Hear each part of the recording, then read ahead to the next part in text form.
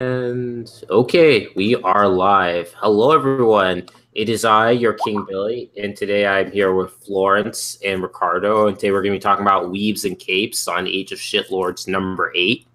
So you guys can introduce yourselves. Yeah, Ricardo Saraceno here. Follow me on Twitter. That's about it. It's me, Florence, back again, and today's actually kind of my birthday, but yeah, it's no big deal, kind of. Yeah. Well, happy birthday. Thanks. We'll try to go easy on you and not roast you. I'm not singing though. Just a heads up. Yeah. Well, that's Yeah. Walt's job. He has a southern accent.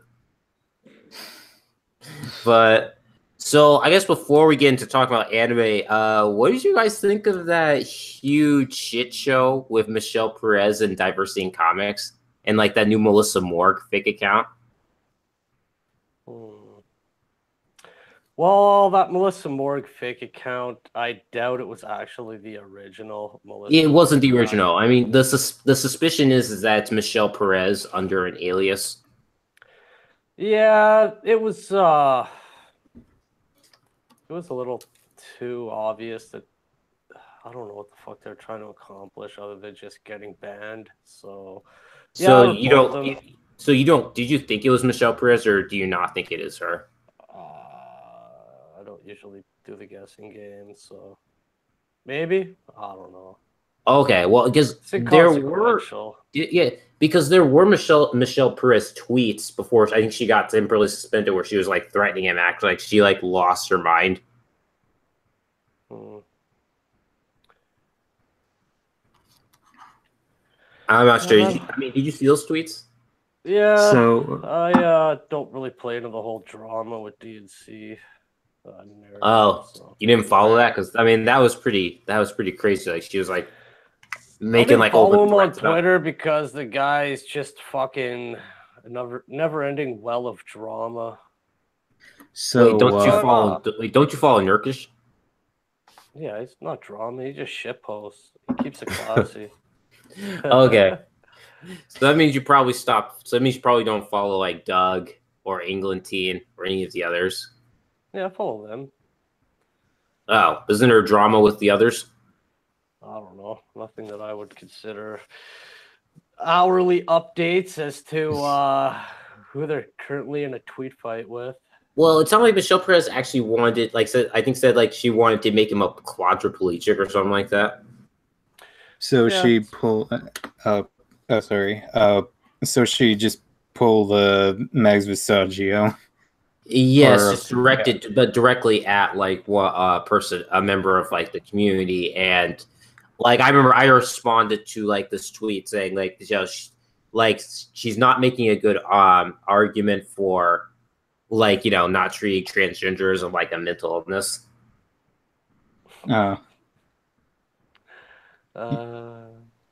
Being insane like that and stuff, yeah. And of course, I'm now finally off my 6-day ban from tweeting. So we'll give you 3. Let's have a little wager here. I give you 5 days tops, 3 days minimum. Yeah, I guess since I'm off the ban, that means Spike's off the ban because he must have gotten banned at the same time I did. Oh, Spike, he's like a Latino guy? Yeah, Spike, he's Mexican, yeah. Yeah, okay. No, I mean, he's Hispanic, technically. I think, yeah, Spike's Hispanic, but Marky or Mankey is he's the Latino guy. Why did he get banned? Same sort of trolling you're up to? Yeah, we both trolled the Scottish police Twitter account. I can't lie, I've added them for a couple ridiculous things in the past week. Well, I actually followed them just so if they tweet, I could troll them again. It was like I don't know. Some of the guys are just shit posting with each other, and one of them said, "Oh yeah, I'm gonna report you," and then I'm like, "At Scottish police, do you see what's going on?" Well, another crazy thing that also happened. Another crazy thing that happened was that whole like Nurkish like trolled the harem stream. Sorry, he what? He trolled the harem stream. Oh, really? Yeah, and one of their guests got really butthurt, saying that it was harassment or something. Like they cried. Like what? He was in the chat. Yeah, he was in the chat trolling. I mean, again, him and a couple other people were just in the chat trolling and having a funny time and stuff. And one of the members like cried and says like it was harassment and stuff. So it's like another instance where like a woman basically felt uncomfortable and decided she was going to play the harassment card. Well, I doubt it was harassment. It's not harassment. It's basically roasting. I mean, that's all it is. Just roasting. Everyone gets roasted. Jesus Christ, you're on the internet. Grow some thick skin. Oh yeah, just this week I actually responded to a tweet where they pulled a screenshot of Diversity in Comics saying the Milkshake Crew, something about the Milkshake Crew, and said that was harassment. I just responded saying that Diversity in Comics, he never went after anyone in particular. Like, he just went after the Milkshake Crew, which could, I mean, Heather Antos, yes, but it could also mean anyone who's with Heather Antos. It doesn't have to be her specifically. Like, so that's And then there's also that Roseanne Barr drama, which just pisses me off because people are offended. How the fuck do you even harass somebody on the internet? Just fucking block them. Move on. You don't like it, don't look at it. Somebody's fucking tweeting at you. You don't like, mute, block, move on, get over it. Unless it's like an organized campaign or something along those lines, or it's just straight up fucking slander, then I don't want to hear about it. You're just crying. Yeah. Oh, that's the fucking harassment. I know. And then there's the whole everything is harassment. And then there's the whole Roseanne Barr drama, which is so annoying. If you guys saw that one. What, she had a show that was slightly conservative leaning, kind of like Tim Allen's show, I think. It's not that. So, I guess that's the reason why people are trying to cause drama. The drama was that I guess years ago she took like a satirical photo of her like dressed with the Hitler mustache, and she was like putting like these baked cookies in the shape of kids in an oven, which I think was what? Yeah, it was a Holocaust joke. She was. Yeah, how come I haven't heard of this? Oh. Let me find it. It's pretty crazy. Sure. Why is it this trending? Yeah, one of the resident SJWs on Twitter who's like in the media, he's like all butthurt or something like that, complaining how horrible it is and how offended he just goes on straight. Like Diversity in Comics like responded to him, and people were telling him not to get in on it because it's a troll. But yeah, you don't like it, don't look at it. I know, but oh my SJW. God, that is. Oh, you see? Let me screen. No, I can screen share. All right.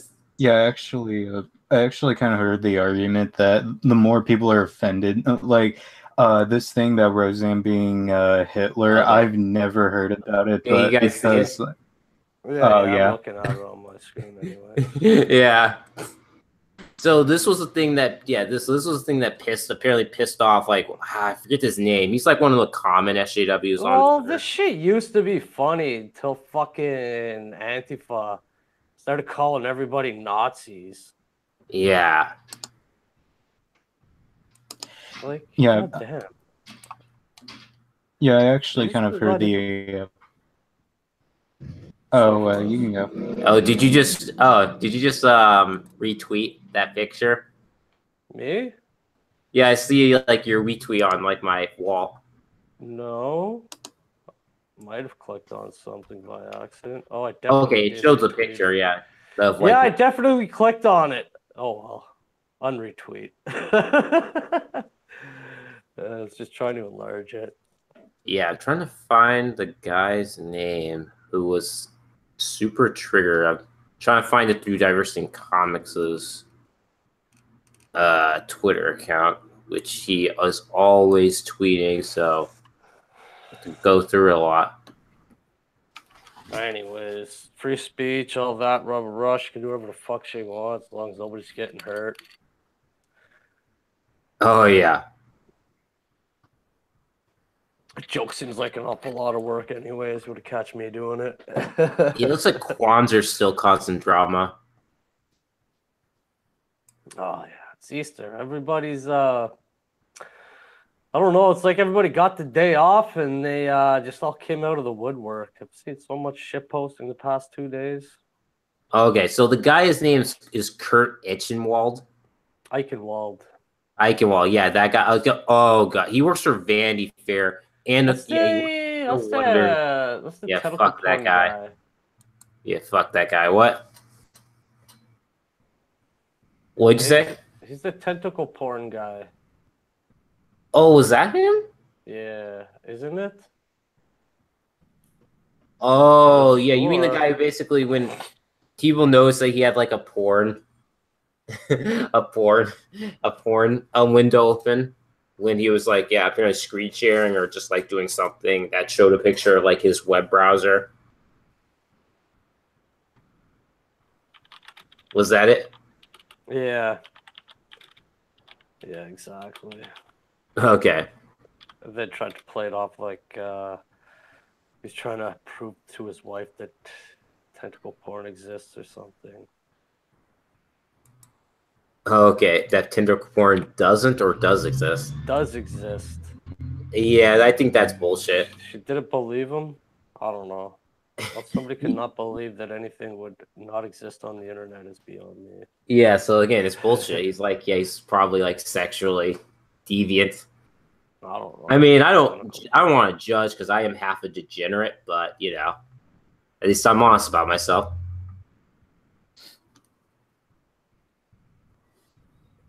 I mean, we're all degenerates on here, right? I don't know. You're looking at cartoons. It seems pretty harmless to me. Okay. So, I guess back on the subject. So, I don't know. You guys seen any interesting thing from anime recently? Sorry, what? Oh, anime, Ricardo. See what recently? Anything recent with anime, or I don't know. Oh, I'm watching Data Live right now. It's called what? Oh, I was watching it last week. I'm on the second season. What is that? Data Live. Yeah, what is it about? Oh, it's like some Ichi shit. It's kind of fan servicey. Okay. Stuff. It's just, you know, the typical trope where there's like one guy and all these broads are just trying to. Oh, it's a harem anime. Yeah, I guess, sort of. I don't know. I wonder if it's the. Yeah, because like it's like Monster Mezume or whatever it's called, and like High School DxD. Those are like harem animes. Yeah, it's kind of along those lines. I know some people find that like Monster Mezume like sexy, but that's just too disturbing for me. Like those animal parts. I don't know. Yeah, it's definitely a harem. Comedy, harem, mecha, romance, school, sci-fi. Okay. What about you, Florence? I actually saw the Death Note live action movie yesterday, the one on Netflix. I heard that was terrible. It's not bad as long as you don't compare it to the original anime, which is everyone's gonna do. Yeah, or just gonna treat it like it's in an alternate universe or something like that. Like, you know. Okay. Yeah. Is it all right though, just on its own? It's all right. The actors are pretty. Some of the actors are better than others, but Reek is pretty much the best thing about it.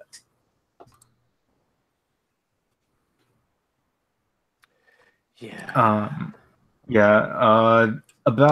About L in the Death Note movie, I actually didn't really mind the actor. He sort of did remind me of L sometimes, but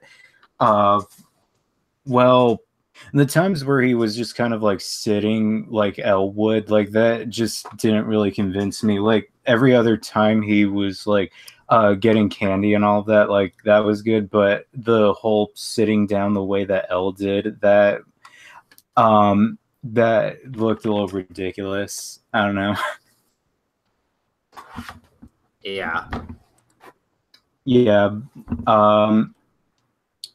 But I mean, it was all right. I mean, I like the ideas that they had for it. It's just that I wouldn't say that it's like those ideas really belong in Death Note, but it's all right if you guys want to just like,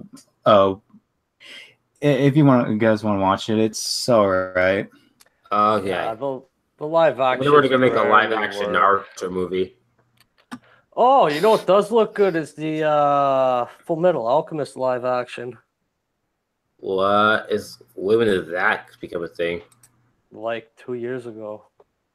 Oh, in America. You haven't heard of that? No, it's Japanese. Yeah, it's actually on the movie's actually on Netflix as an original movie, so you know, a lot of movies are kind of already on Netflix that I'm watching, so I think I might see that, but I kind of need to watch the first two shows first before getting it in the movie. Sorry, what movie? Full Metal Alchemist? Yeah, I need to watch Full Metal Alchemist and Brotherhood before I see the movie. The movie, the live action movie. Yeah. No, you're talking about the animated movie. Oh, wait. Yeah. Well, yeah, there's also the animated movies I have to see. I don't think the live action's out yet. Oh, I guess I could just Google. Well, it's out. It's already on Netflix, but I mean, I don't know if like a lot of people will.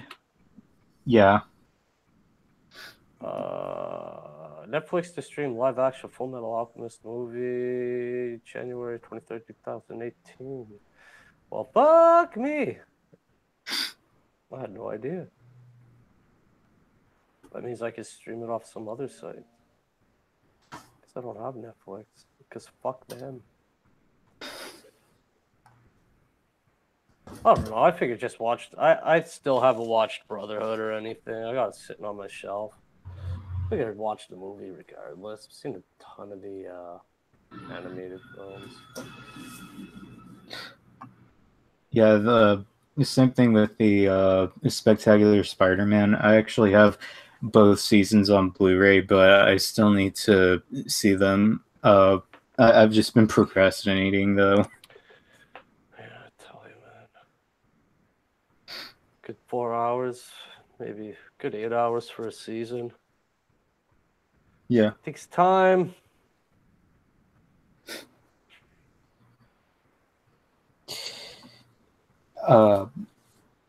Yeah.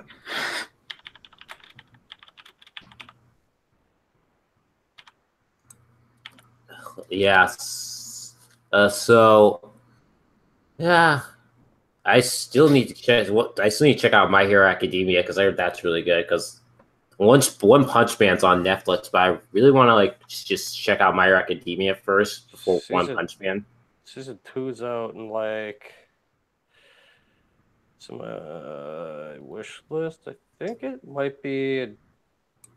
Jesus Christ! Why can't I fucking click on anything? Retweeting Roseanne fucking Hitler memes and fucking Jesus Christ! I gotta get this shit under control here.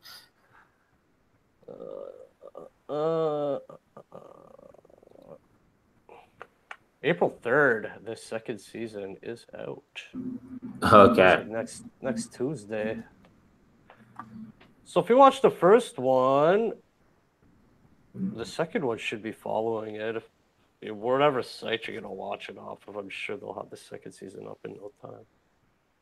It's probably about $35 American on Blu-ray. What's $35 on Blu-ray? My Hero Academia. Oh, okay. It's $50 Canadian. Imagine the exchange rate to be about 35. Yeah, because you Canadians make everything more expensive.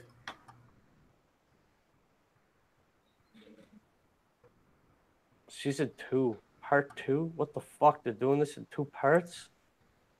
Money grabbing. Oh, Who do we blame? unless it. Yeah, number of discs 4. What's the runtime?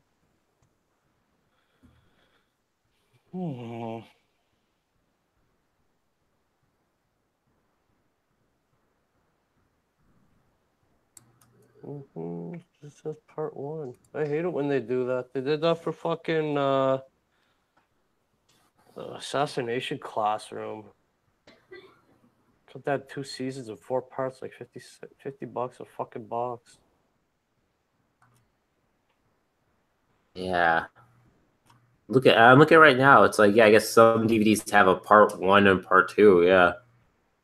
Yeah, I know. Like Log Horizon is like, goddamn, $60 for 6 episodes or something retarded. Yeah, I guess I'll check it out on. I'm gonna check it out on YouTube. I mean, not YouTube. Sorry, check it out on eBay. See if they sell some, give you a better price. Because besides eBay, you can find some cheaper deals. Yeah, that's what. Well, if it's new, you're probably gonna get the best deal on Amazon right now. I just picked up. Amazon's getting busted by Mr. Trump and stuff. Yeah, I don't really. I actually kind of like that because Amazon was it's kind of in the same boat as Google and the others where they're going to be trying to mess with people wanting to express themselves and have like their elitist opinions. How so? They sell stuff. They probably would eventually start banning people from selling stuff or whatever stuff they don't like. Is there any? Well, I mean, Amazon owns Twitch. Technically, Amazon owns Twitch, and Twitch has very, is potential to have very strict service, like streaming service rules compared to YouTube. It just doesn't because it's not as big yet. Yeah, I've seen that TFM video. If you're referring to that. Yeah. Did a whole thing about Twitch. I mean, either way, Amazon kind of has been taking over a lot of companies. Like they took over Whole Foods, and they've been trying to expand. It's kind of like it's good to have competition in like smaller businesses compared to everything being controlled by like one group of companies. Yeah, I can't see them being like, I'm not selling groceries to conservatives. Are you fucking? You posted a Hitler meme. You're not allowed to buy anime off Amazon anymore. We're banning your account. I'm not advocating ban. I'm just saying I prefer like alternatives and competition to just Amazon. I mean, Amazon is expensive though compared to some other places I've bought stuff on. I don't know, man. I live in Canada. Well, Canada, everything's expensive. Everything's very expensive in Canada. So I try to get something through like Right Stuff or J-List. It's like retarded shipping costs. If I get it from Amazon, the shipping's free. So, meh. Well, with Prime, it's free shipping. Oh, okay. I just bought some fucking comic earlier. It's like $17 American for the book, and then like $15 shipping. I don't know. Fuck me. That's what I get for living up in the snowy fucking north. I would say, yeah. Yes, that's the thing is, you have no choice. But I, living in the good old USFA, have multiple choices because freedom. Because my freedom. That's why America's awesome, because we have freedom. For now. Yeah. Until all those little shit protesters grow up. Wait, what? Until those little shithead protesters grow up. Like, I was so furious that I was banned from Twitter and stuff for 6 days because I so wanted to shitpost it. I'm still going to shitpost it once I see something come up. It's like, I'm going to war with David Hogg and stuff. It's like a fascist pig and stuff. It probably has you blocked. That'd be fucking I don't think he has me blocked. I haven't tweeted to him yet, so. Oh yeah, because especially after that whole like drama with Laura Ingraham and stuff, I was so pissed at that. That is fucking ridiculous. I know, it's so stupid. Like the kid. I mean, I'm gonna write like a profile, I don't know, like a psychological profile of the kid, because I'm almost certain that he's like some form of narcissist and potential sociopath. Well, the guy's clearly full of himself. Yeah, they're like, isn't everybody at that age though? Like, let's be for real here. The guy has like but everyone, but most people at that age don't have that type of following and that on a national stage. That's like dating. Oh no, again, they're trying to advocate that these like 16-year-olds should be allowed to vote and stuff. I mean, that just sounds like psychotic and dangerous. I don't know. You guys gotta like come to some sort of consensus. You can't drink till you're 21, but you can fucking vote when you're 16. But you can't have guns till you're fucking 21 or 18. Yeah, it should just be 18. Again, like 18 should be the universal age because that's considered the adult age. Yeah. Yeah, they have a term for it, the age of something or another. I like how a lot of them are like not wanting to have. A lot of them are kind of like don't have guns until you're 21, but you can like have a trans child, like have like children transition at 12 or something. Yeah, I don't know, man. It's yeah, you gotta come up with some sort of standard. Oh, so Captain Frugal just tweeted that Gail Simone apparently refuses to pay her debt. It's a video that he's doing. On. It's Captain Frugal. He has a new video called "Comic Writer Gail Simone refuses to pay her debt." It's $1. She's like, "Oh, bet you $1 if you could come up with something witty," to like Umbrella Guy, and then Umbrella Guy said something witty, and then that was like in January, and then they just jumped back on. Oh fuck! I just got tagged in it. Yeah. Okay. Let's find as well. Well, Gail Simone always can't help but get herself into drama. I mean, Edwin added her, and then she jumped right in. I was like, "Are you fucking serious?" Who? Edwin. Who's that? You know, Edwin Boyette. What does he do? How the fuck do you not know who Edwin is? I've seen him, but I don't follow him. Like, what does he do? Like, what is he a comic skater? Yeah, I post all those like little 2-minute videos from his cell phone for replies to tweets. Okay. I should follow him anyways. So he added Gail Simone to what? No, he added her. Oh, you mean he mentioned her? You. Sorry, he mentioned her. You mean? Yeah. That's what they call it. Mentioned. Added. Added. Yeah, you mean like mentioned. That's the proper terminology. Here, check it out. Just picked up Gail Simone's Wonder Woman Comicsgate. Okay. $1. Oh, he picked it. Guys tagged in. He picked up. So he's saying he picked up the comic book for $1. No, you have to read the I can't read it. It's too blurry. Oh, what does he say? Sorry, I just picked up 1 through 6 of Gail Simone's Wonder Woman. #Comicsgate, smiley face. $1. Could change a young nerd's life. At Umbrella Guy. So he's just saying, give Umbrella Guy the $1. Okay, what did Gail Simone say? I wonder if she responded. Doesn't look like it.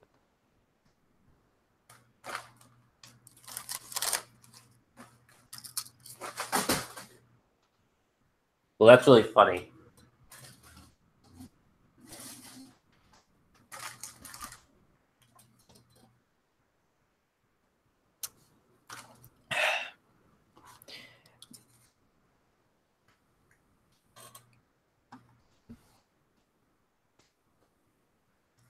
So if you guys actually what is that the tweet? What you guys actually need me to be included in this, the most pointless discussion of all time, because I think you can do this solo. I have faith in you. You can fly alone. I believe I can fly. Yeah, so yeah, one of the funniest things about about her Twitter drama was just her like taking shots at J.K. Rowling for not being progressive enough. It's always funny seeing two progressives trying to one up each other in like their diversity talk. Out virtue each other. Yeah, that was hilarious. I gotta give it to her though; she's pretty entertaining. What? She doesn't block either. Gail Simone is pretty entertaining, and she doesn't block. Got to give her some credit. Yes, but she also is kind of the reasons why like you have all these radical feminists in the comic book industry in the first place with the whole women in refrigerators complaint. To be completely honest, do you think it would be any different regardless? Like, are feminists in every single corner of industry right now? Yes, but that doesn't stop us from criticizing Ania Sarkeesian, though, since she basically. But what I'm saying, it has nothing to do with Gail Simone. I'm just saying. Well, I mean, I'm just saying in terms of comic books, she's kind of one of the first try to bring like the old SJW stuff into comic books. Yeah, I guess. I'm just saying she's kind of like Nia Sarkeesian of the comic book industry in the sense that she basically like got into comic books playing the gender card.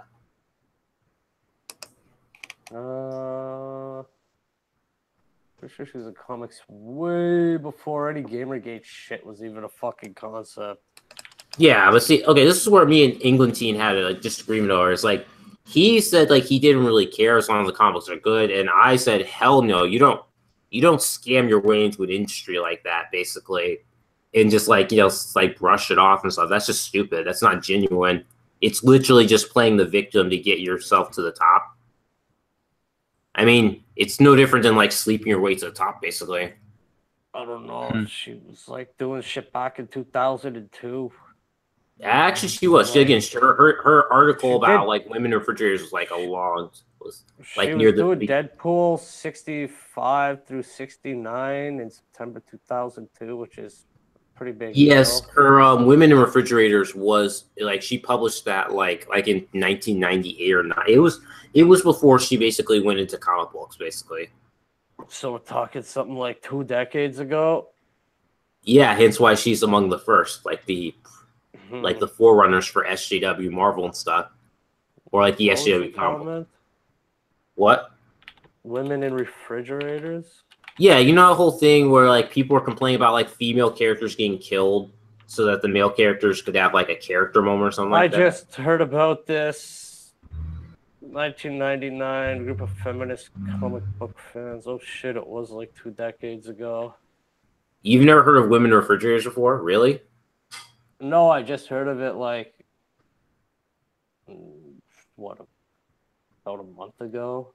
Wow, okay. That's like one of the most common complaints that you'll see feminists complain about in comic books next to the whole, cleavage and sexual objectification and stuff. I don't follow too many fucking feminist comic book fans. Subscribe to DNC or at least, Captain Cummings. Yeah. I've never. Yeah, they would have mentioned it. I mean, essentially, like Captain Cummings, he was the one who's claimed. I think he was the first of us to claim that she scammed her way into the industry. Oh shit, eh? I don't know. Well, anyway, Gail Simone's like she's a decent writer, but she's like really overrated because of the whole SJW crap. Well, I'm picking up her Domino book. I think it's out April 11th, and but she's but she's a hater.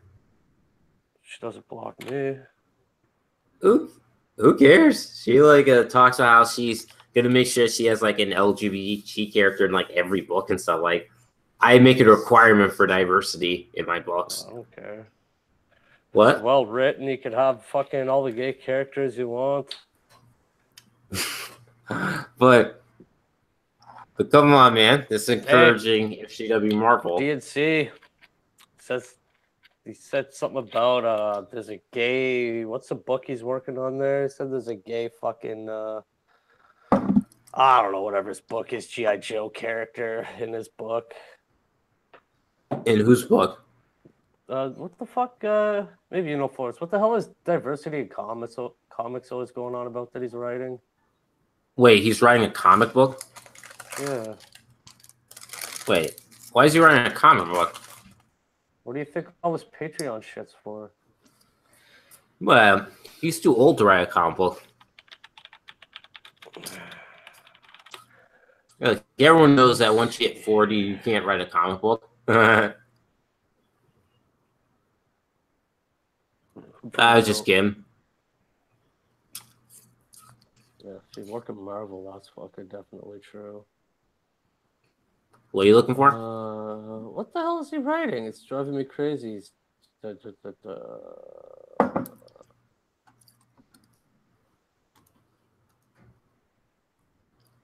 hey, Floyd, so I don't know, what are your opinions on Gail Simone? I haven't really read any of her comics, nor have I really paid attention much to her politics other than the J.K. Rowling thing, which is just dumb. I mean, I agree that like J.K. Rowling, she just kind of like just saying that Dumbledore is gay just to kind of get more people to read Harry Potter or whatever, just to make it more progressive. Is that what Gail Simone says? Well, I think that's probably what the gist of what she was saying was, but I think it's kind of surprising. If that's what she was saying, she's the fucking retard, because again, Harry Potter, even before the whole Dumbledore shit, was like super popular. It was like she's literally richer than the Queen of England because of fucking Harry Potter. It's like that's just retardation beyond multiple levels and stuff. It's pretty much like Michael Jackson rich. I know. So it's like, again, if there's one person you can't really accuse of doing something to sell books, it's like J.K. Rowling, because her books already sell enough. It's like, it's laughable. Well, maybe it's not going to stop her from trying to push her ideology, though. Well, it's not going to stop her. I mean, you mean Gail Simone or J.K. Rowling? Rowling. Yeah, I know that. I'm just saying is that no matter how much money she has, she's still gonna push her ideology like she's.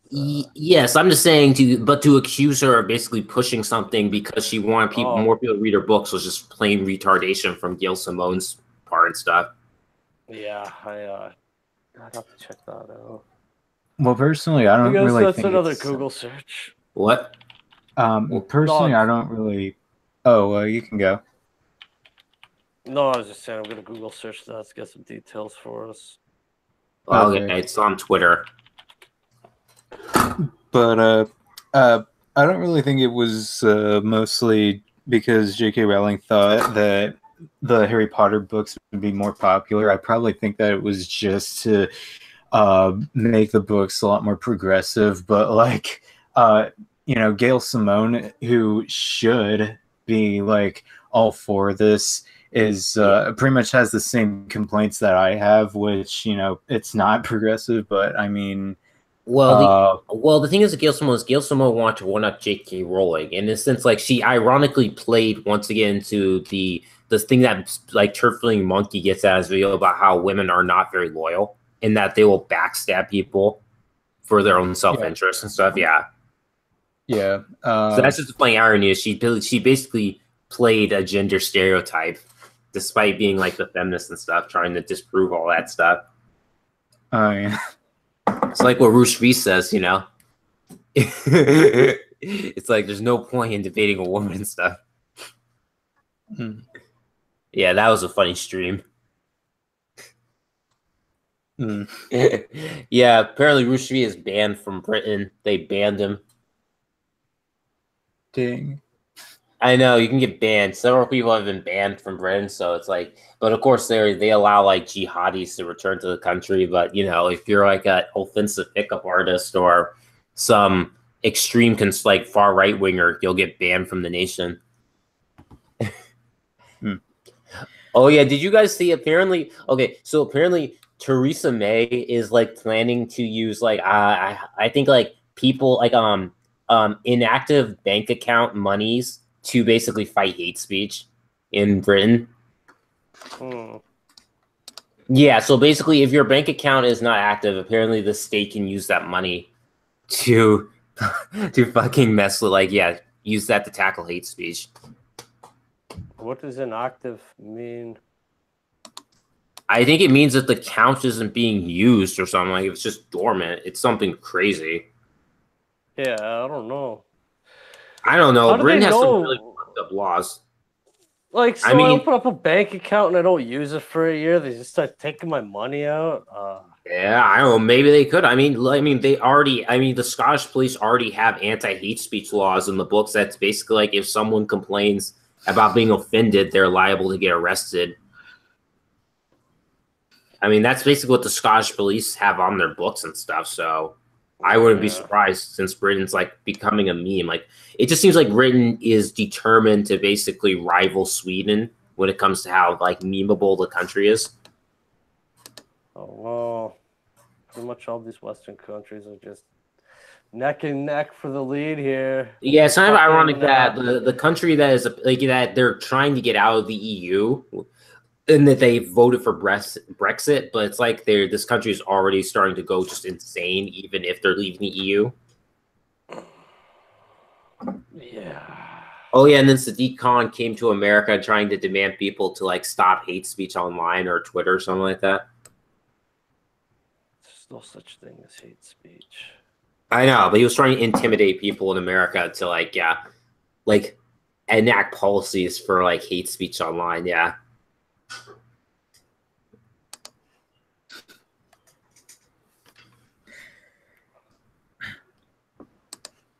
But yeah, I just feel like I think Gail someone also likes the drama because I think like she like wants to get involved in all that stuff because I guess it's in her way she's promoting her brand.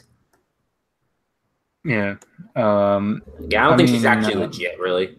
She just goes along when it's popular, which is, as Turfling Monkeys explains in several videos, is kind of like what women like to do because women don't like being pariahs, so they'll wait until it becomes popular to get in on it.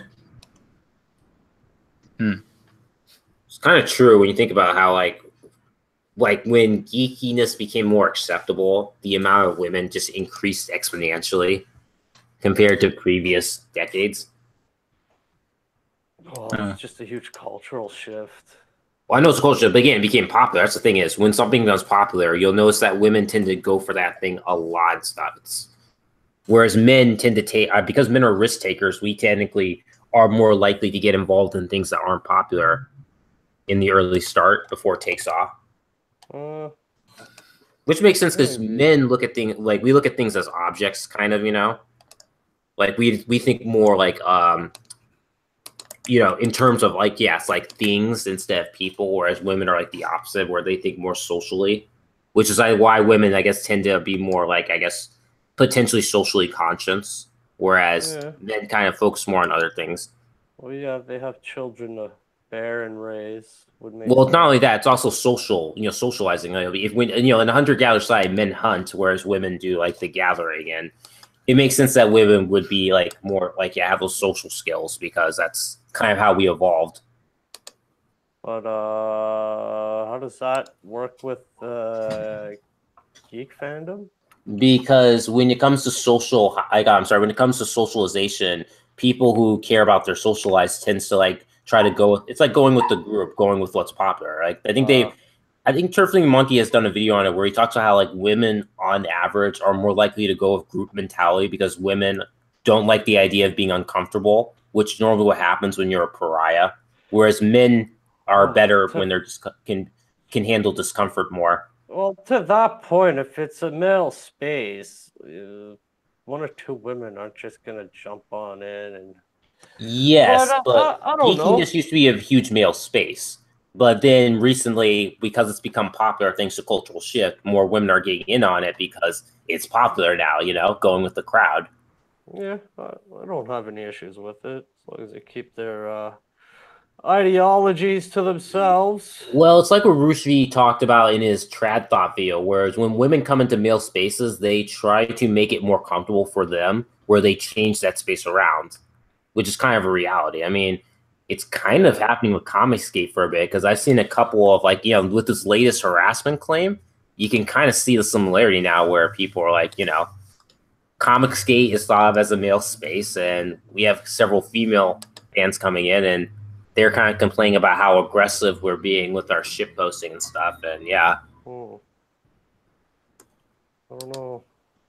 And England team kind of white knighted, which you don't white knight. I know he's an older guy, so can't help it when you're part of an older generation, but it does you no favors to white knight and just creates more problems.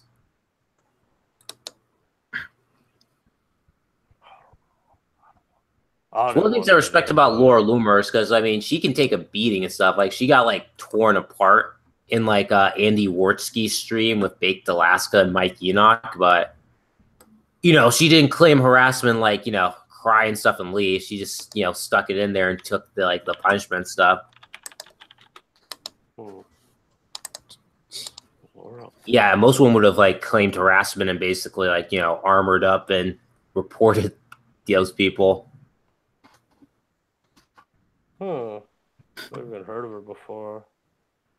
Really? She's like the independent journalist. She's kind of like one of those independent journalists like Lauren Southern, Tim Pool, and those guys. She's like a conservative Jew who's a Trump supporter. She's a what? She's a conservative Jew who is an independent journalist and a Trump supporter. Yeah, he retweeted Paul Joseph. What? I've never fucking heard of her. That's very surprising. She doesn't come up too much. Like, she's not like of the main, you know, group. I bet you she's popped up on my feed every now and then. I just didn't even notice. You're familiar with the whole trad thought phenomenon that's been going on lately, right? Yeah. Yeah. So there was like people were discussing about like how, you know, these trad thoughts are making the right wing movement look bad because they're basically, you know, they're just doing stupid. Like they're either sleeping with guys. Bro, like the right wing movement fucking can handle that on their own. It's kind of caused division. Like even the alt-right has had some division over the trad thoughts where some people are disagreeing and getting angry with each other over this whole phenomenon. It's like that Tara McCarthy woman. She like basically was part of the alt-right and then she came out saying that she's like Jewish and like her parents are Holocaust survivors, something like that. And like now everyone's like laughing at them. So yeah, she made them look bad. So sure, it didn't have anything to do with their sex though, or her gender. I don't know. It seems when you're on the hot seat, I think a lot of women tend to crack quicker than men do. So kind of, yeah, she did it on the defense. Like someone said this and then she got on the defense or something like that. Like it was a quick response to like defend being called like an actual Nazi or something. So yeah, the context of it. Yeah, you can find it and stuff. Well, just notice it's on YouTube. It's mainly done by a lot of progressive channels that have been laughing at her. So I don't see really Sark on any other like more neutral channels talking about. It's mainly progressives that are laughing, like the Young Turks. Yeah, I'm gonna stay away from this shit though. I don't have money for cancer treatments. You don't have money for cancer treatments? Yeah, I have to watch the Young Turks. It's a joke. Get it? Because they're cancerous. Yeah.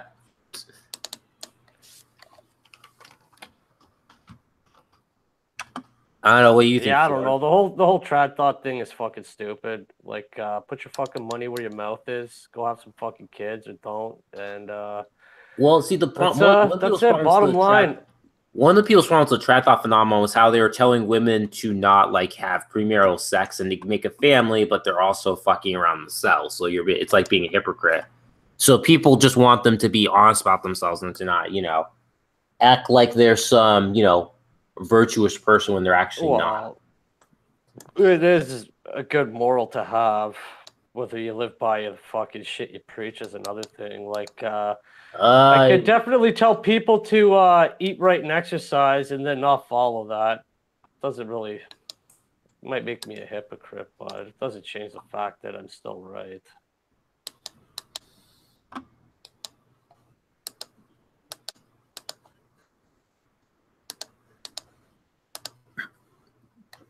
Right?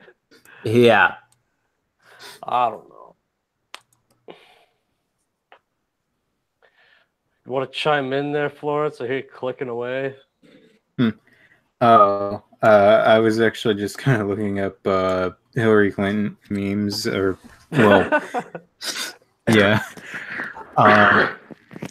But I mean, personally, like, there's not really a lot that I can say about Gail Simone, but for J.K. Rowling, I actually I think most everyone liked her as a kid, but me personally, nowadays she's just kind of like the George Lucas of the Harry Potter series, where it's like she made a really, really good universe, but like when you go back and, I mean, she made some really good books. She made a better universe, really, kind of like George Lucas. Yeah, I can agree with that. I mean, the thing is, at least with, I mean, I actually kind of wish that she did what George Lucas did, where she allowed people to make an expanded universe of the world. Because I feel like Harry Potter as a world could have a very big expanded universe, which I thought would be awesome. But I don't think she'll do that and stuff. I mean, she is currently making the movies like Fantastic Beasts and Where to Find Them, and we're getting a sequel soon. So, there is that, which I think is interesting. Yeah. Does she like own the rights? I guess like George Lucas sold his. Oh, rights she owns the right. No, like... she owns all the rights. I think. I mean, she doesn't own the movie rights. I don't think. I mean, I can't remember, but she has enough money to own rights and stuff. Like she did not definitely. I don't think sold away the rights because like those Clone Wars animated TV shows are fucking pretty cool. Who? What? The Star Wars Clone Wars stuff. Oh, you mean you're talking about the hand drawn one, right? No, the 3D ones with like middle-aged Anakin. I haven't seen that. I wasn't really interested. The 2D one was awesome though. I don't know. I thought they were fucking better than the movies. You mean the latest movies, right? Like even the 90s movies. Actually, yeah, the prequels weren't that bad. I mean, they weren't great, but they were fun. No, but the animated stuff was fucking really good. Like, no, I'm talking about the prequel trilogy, the movies, like the third movie, The Revenge of the Sith. I thought that was great. I fucking have those kicking around.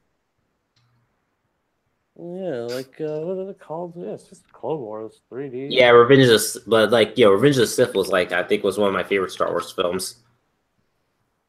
Oh yeah. Yeah, they're good. Yeah, it was like was it that old? 2000. At least it's not terrible Disney Star Wars where it's like our women are so powerful they can beat all these guys without hardly any effort. It's fucking soy boys fucking producing and directing. I know, it's like people thought, oh, they just need to bring back J.J. Abrams. Like, no, the guy is a cuck and he's like a freaking racist kind of like he literally hates white people. Fucking done with these people. Towards lens flare and like diversity and stuff. Fucking just the worst. I actually kind of noticed that the Star Trek Beyond that actually was the best of the three movies, and that's kind of saying something because that's. I was not interested in Star Trek Beyond. I mean, the best part about the film was literally the throwback. You know, the fact that Spock died, and you had that ending with like the picture of the original crew. I mean, that was good, but everything else was very subpar and stuff. Like the first film was good, but again, all three movies are essentially dumbed down Hollywood Star Trek films. Like after watching the actual shows like Next Generation, Deep Space Nine, like that's what Star Trek really is and stuff. The movies are literally just Star Trek dumbed down for the masses. The thing is, whenever you think like what they're gonna give you, you have such low expectations. Yeah, but have you seen First Contact? Have you seen First Contact? Like that movie was really good. Yeah, what I'm saying is like if somebody were to come up to you in like 2018 and be like, "We're making a new Star Trek," you're like, "Oh my god, it's gonna be fucking horrible." Yeah, well, yeah. But then you know, the JJ's movies were all right though. So like that's what I'm saying. Do you watch Star Trek? Yeah, that's what I'm saying. I had super low expectations for his fucking films. Oh, okay. When I didn't watch Star Trek, it was fun to watch, but when I watched Star Trek, it was garbage. Like the movies are just bad to me now. I'll just say by contrast, they were probably. But it's like they've done good Star Trek movies, hence why Wrath of Khan and First Contact are so popular and stuff. Oh, even what the hell? First Contact. First Contact. That was one involving the Borg. And Wrath of Khan was that's what I was thinking of. Yeah, First Contact is fucking awesome. Oh yeah, and Wrath of Khan. Like I saw Wrath of Khan. Wrath of Khan was great. Well, even that stupid one with the space whale was pretty good. It's time travel and shit. Oh, that one. It was Yeah, like that was actually that was actually my first introduction to Star Trek. So I was expecting all this stuff, but then I saw it that was about whales and like, oh, this is kind of stupid. It was kind of stupid. So I thought that was Star Trek. Like, okay, I'm done with this series. Like, TNG and Voyager are my shit. TNG. I'm not really. I mean, if you want to watch a better show to watch instead of Voyager is Red Dwarf. Like Red Dwarf is essentially Star Trek Voyager, but as a space comedy. Yeah. I didn't really like. I wasn't really interested in Voyager. Like Deep Space Nine. Even then, you like go back and you look at Voyager, man. Like the fucking cast was so diverse. Yeah, like, but again, Deep Space Nine also had a diverse cast. No, but nobody fucking complained. There was like, I don't remember everybody being like, "Oh my god, there's a black guy and a fucking woman captain." Like, did anybody give a shit? No, yeah, that was the '90s. People didn't give a shit then. But my point was that. But the thing is that Deep Space Nine I thought was great because the storyline, the characters. I mean, the whole writing for the show was excellent. Deep Space Nine, and because the guy who was in control of Star Trek at the time. He focused more on Voyager and demanded that they adhere to Gene Roddenberry's dream and kind of hinder the characters. Whereas Deep Space Nine, they were literally given free reign to actually write human characters, which is why people in Deep Space Nine tend to actually act real. They don't do anything on Deep Space Nine. Really. Yes, they do. There's an entire war. What are you talking about? Yeah. I don't know. Okay. Yeah, I'm done. I'm done talking about this now. No. We're fucking going there. No, from what I can tell, Voyager, people either love it or hate it. That's what I've noticed on like a Star Trek forum. I just like the whole premise, kind of stranded in space. Yeah, see, I like Deep Space Nine for the character storyline and humor because the Ferengi are like hilarious in that show. Like they actually did the Ferengi right, and didn't just make them like throwaway capitalists and stuff. But TNG I like because it's very Trekky. It's like the original series, but with technology, but with better special effects to like actually have cool thing. TNG is just like perfect sci-fi. Like I wouldn't call it perfect, but it was good. I mean, there were some episodes that get very preachy, but they're as a whole, the show was really enjoyable. They really weren't afraid to go and explore like all kinds of different like stories and shit. There's some really weird shit going on there. Yeah, but come on, I mean, you have to admit, I think DS9 was the funniest of like the Star Trek shows because I mean, there was some really funny humor in DS9 stuff. Even though I love Data, like Data is hilarious as well, but DS9 like that was really funny. Like the Ferengi were hilarious, yeah. Like Quark and Garrick were like I think two of the funniest characters in Star Trek.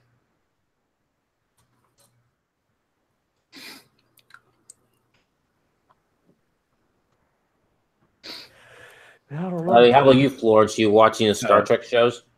Oh, I actually just started watching the first season of the first series, but I don't know if I can watch like the Next Generation and the original back to back. Like, yeah, it's going to take a long time. I mean, the original short, but Next Generation is super long, so yeah. I mean, I'll definitely try and I'll definitely try to get back into it because I've been meaning to watch it for a while. So, yeah. Yeah, that's the one thing I've noticed about anime is anime has space themes, but I don't know. I haven't really seen a Star Trek or Star Wars type of anime ever. Doesn't seem like they have them. It's always some form of mech and shit. Yeah. Unless you guys know something, I don't. I'm not sure about Spaceship Yamato. What about you, Korkara? Do you got any? Sorry, what? Space anime, like anime that's basically like Star Trek or Star Wars, because I noticed the anime doesn't seem to have that. Like it's always mech and shit. I really don't watch too much mech either. Well, I'm not interested. Mech doesn't interest me. I don't know why people love it, but it all just seems the same to me. No, I don't know. I'm not for the anime titties myself. Actually, there's like, this. What were you saying, Ricardo? I mean, Walt. It's Ricardo, yeah, but looking at Eureka 7, is that space centered? I don't know. I don't know. Wait, what did you say, Florence? I think for Star anime that's like Star Wars, I think Or Star either or well, maybe Star Trek is for like Space Battleship Yamato. That's probably more Star Trek, but for Star Wars, I'd say this one cartoon I used to watch back then called Super Robot Monkey Team. There's a longer title, but that's the shortened version. But it kind of has a lot of the elements from Star Wars, like the whole, I guess the kid having like this special power inside of him and having mentors to train him, that sort of thing. Oh, and then like the Skeleton so it's called King. Super Robot Monkey Team Hyperforce Go. Yeah, and the Jesus, that's a long name. Yeah, and the Skeleton King, he's actually voiced by Mark Hamill, so he's actually the XP of Darth Vader. So yeah, that's my first exposure to Mark Hamill, him playing a Darth Vader type character. Okay, so it was a TV show. I mean, it says it's American / Japanese anime, so I'm not sure if it's anime or not. Yeah, it's I think it's anime, but I mean, because art style technically doesn't make it anime, because if it's not from Japan, it wouldn't technically be considered anime. I think it was probably a collaboration, but okay, yeah, I guess it was probably collaboration, because I know that because like Samurai Pizza Cats is considered an anime despite the fact that it looks exactly like a cartoon. Yeah. Yeah. Oh wait a minute. Okay, it's an anime. It's an American animated television series adapted of the anime series. Oh, okay. There we go. There's an anime series and an American cartoon series that was produced. That okay. But it still looks the same, even when it's anime. It looks very similar. Doesn't look like traditionally anime. What's this Super Robot Monkey Boy? Super Robot Monkey Team Hyperforce Go. Yeah, it still has like the mech sort of stuff, but it's more like. Oh my god! Why so much mech? But I mean, what is with the Japanese and mechs in space? What is with that? It's like, oh my god, that's like some. Yeah, it looks like a Cartoon Network show. Yeah, that's exactly what I was gonna say. But what were you saying, Florence? I guess the whole robot thing is probably an afterthought in the later seasons, but yeah. Yeah, I mean, I guess for me, I was just looking for an anime series that, there wasn't like fighting robots. I mean, there could be robot characters like C-3PO type characters, but it's just basically like humans in space and stuff. Traveling from planet to planet, getting in space battles or something like that. It's like either it could be Star Trek, it could be Star Wars, or it could be like DC or Marvel comics with their space stories. But it seems like the Japanese just don't do that. Yeah, Space Dandy was pretty dope. Space Dandy? Yeah, what to think of it. Oh. Wait, isn't that basically Cowboy Bebop? Or no? Yeah, same producer, same producer. Wait, was Cowboy Bebop about did that involve space travel, or were they just on a foreign planet?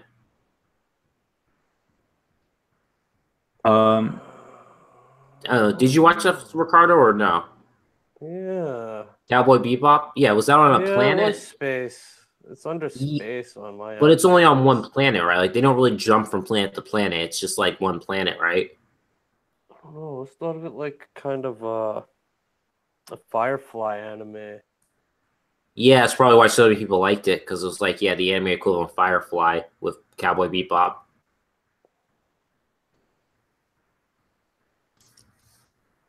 Yeah, but it would just, I don't know, it'd just be kind of cool to have I don't know, like a New Frontier like anime series, kind of like the Galaxy Rangers from like back in the 80s, because that was a thing.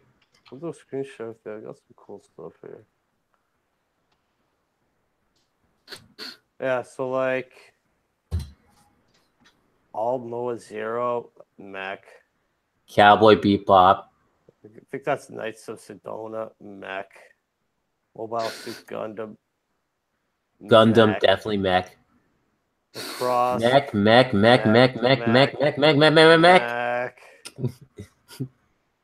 Although these two might be kind of cool.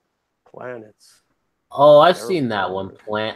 Planets. Yeah, I haven't seen it, but I heard someone talk about saying it was pretty good. Like they had a pretty good dub in English. That is old, 2003. Yeah, it's old. It's going to cost a motherfucking fortune. But you get the complete series, though.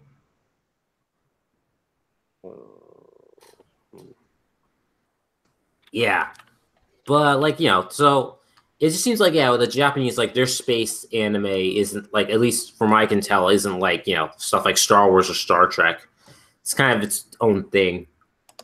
Chinese language. There was this other space anime. I think it's definitely not a mech. It's more like Cowboy Bebop and Space Dandy. It's from the 80s, I think, but I'm going to look up the name right now. It's kind of funny how Cowboy Bebop and Space Dandy, it all sounds like they have country music style titles to them.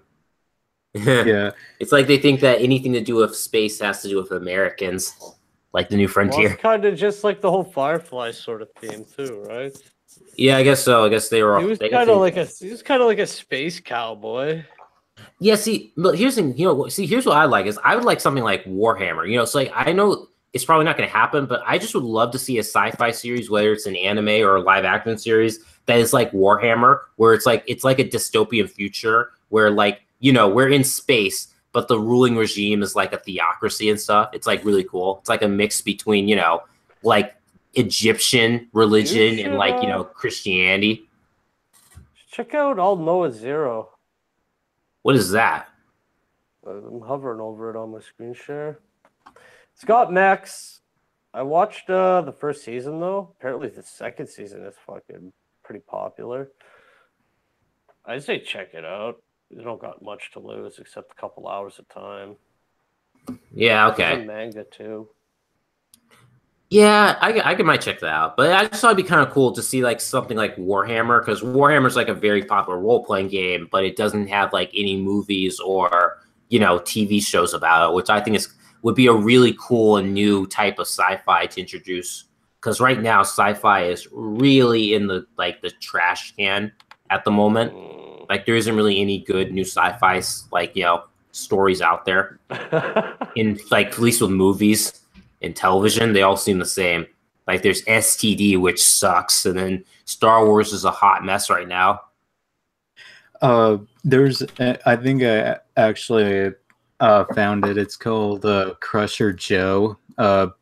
There's it's a novel series, but there's some OVAs that are on YouTube. So if you want to watch that, that's all. I haven't seen it, but from the first 10 minutes, it kind of looks good. Oh, okay. Yeah. Okay, what we need are cat girls and mechs in space. No mechs. Just we can have the cat girls in space, but no mechs. Speaking, because like I actually want to write a sci-fi novel, kind of like that, where it's like, well, not the cat girls, but it's like it's a space opera, or it's like a space opera or like science fantasy, but with like knights and paladins in space. You know, so a little bit like Star Wars, but not really exactly like everything is like done by the Force. Kind of, it's kind of like, you know, it's more like D&D in space, kind of. I actually, you two were talking about cat girls, and that kind of reminded me of Outlaw Star. Outlaw Star. Yeah, that's another space adventure type of anime, but they instead of like two robots fighting each other, it's actually the ships that are fighting other ships. So it's kind Okay. of Yeah, like Robots? classic sci-fi. Are the not ships really robots? not really robots, but they have these arms that kind of extend to the other ships to I don't really know, but it's more like kind of like two ships kind of like at water kind of like Sorry, what was this one called? yeah, it's called Outlaw Star, but I mean it's on it was on Toonami and I was watching it, but I kind of stopped at some point because I was kind of burned out by Toonami. Oh, 97. Yeah. Outlaw Star, Fire and Ice.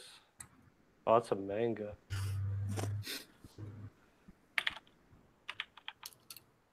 Outlaw Star? I'm not seeing. Oh yeah, and then there's an alien species of cat girls, so yeah. Oh, it's got good. Oh, excuse me. It's got some fucking boom ratings too. That Outlaw Star. Oh yeah. 9.6 on my enemy list. Okay. Yeah, so it's funny enough, like, yeah. But I thought it'd be kind of cool because, because I was part of like a Dragon Ball Z roleplay, and like Dragon Ball Z has some space bat adventure to it, with the Frieza saga, like the Namek saga and stuff. And writing for the character who happens to be like a lust demon, I was thinking, oh, one of my actual characters I have for a novel should definitely go into space one of these days, because I kind of modeled the character I made for the Dragon Ball roleplay off of that character, which is really funny. Yeah, like he wields basically is a clone of a lightsaber, but it's called a lust saber. Oh, Yeah, a lust saber, a lust saber, which is like the power of the blade, and it's kind of determined by how lustful he is. Yeah, I kind of wrote a paragraph describing how when his opening stance for like carrying the saber when he's about to activate is like holding it like right in front of his crotch and stuff, and then activating the blade, and like it extends out stuff. Oh yeah. Yeah, it's kind of I took that from the Spaceballs fight scene where like the guy activates his ring and it's like right around his crotch. It's like some straight up high school DxD shit. It actually is. I did kind of base off of that, yeah. Oh, look at that. How the fuck did it? What? This thing, I was just looking at some bullshit, and then it's like, oh, would you be interested in Outlaw Star? Outlaw Star? Why, yes. What is Outlaw Star? We were just talking about. It's basically like one of those space adventure type of shows, kind of like I guess $50. Yeah. It's cheap. 7 discs, 7 Blu-ray discs. Okay, here's a good example. Like I would love to see like a space anime that it's like One Piece. Like imagine One Piece, but if it was in space instead of on the ocean and stuff. Like they could be space pirates or they could be outlaws in outer space and stuff. But it's like that because in One Piece they're always going to different places around the world. This is Outlaw Star, bro. What? This is like Outlaw Star. You gotta check out the. So it's like so you're saying it's like One Piece in space. Yeah, piloting his own ship into the vast sea of stars. Okay, do they have special powers though? Ragtag crew, search for answers to the mysteries, space pirates, bounty hunters, mages, even cat girls. Mages? Well, okay, that might be interesting. Yeah. It's fucking cheap for the whole series on Blu-ray off Amazon, so I'm good. Okay, because I need to start watching One Piece again because One Piece was fun to watch when it was on. Like the magical fruit that gives people superpowers. Yeah, I got a bunch of the movies. That's all my exposure to One Piece that I've had. This is It's about what, 4 or amazing. 5 movies? It's amazing how the Gum Gum fruit can give Luffy so much insane power boost. You know, it's like his ability is to stretch, but he apparently has all this other crazy stuff he can do.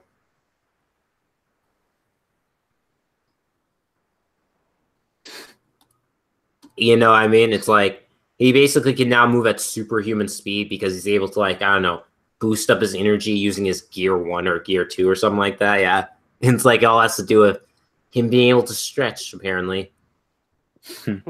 Yeah, I'm not too familiar with You never saw One Piece? Like the show? As I said, I've watched like 5 of the animated movies, that's it. Well, not the movies, watch the show. Yeah, but I've only watched 5 of the movies. But the movies aren't just, I'm talking about the show, like the anime. Yeah, well, the movies are animated. Yes, but it's not. It's a show, not a movie. I mean, there are movies, but there's. I know there's like goddamn 300 episodes, so I never bothered. Yeah, you should watch the show because I don't got infinite time to waste on One Piece, so I just watched them. Just watch like the first couple seasons, then. Okay. Someday. Yeah, because like One Piece was one of those shows that, you know, it was around the time, like same time Naruto and Bleach were around. Like One Piece was like that show that tons of people were like raving about, you know, and getting into arguments with other people on who was a better show. Like like One Piece and Naruto had like a really big feud like years ago about with their fans on who was what was a better anime. Like there was a lot of salt, basically. I think I could believe that. I just don't think I was ever really involved in that. But yeah, I was involved with that. There was a lot of assault going on back then. That was back before everyone was talking about like misogyny online, really, in like the mainstream. People were just like, you know, calling each other names for like not liking what they liked on YouTube and stuff. Yeah.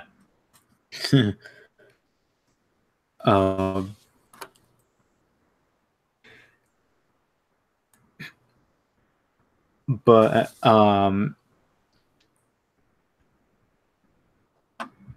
I just kind of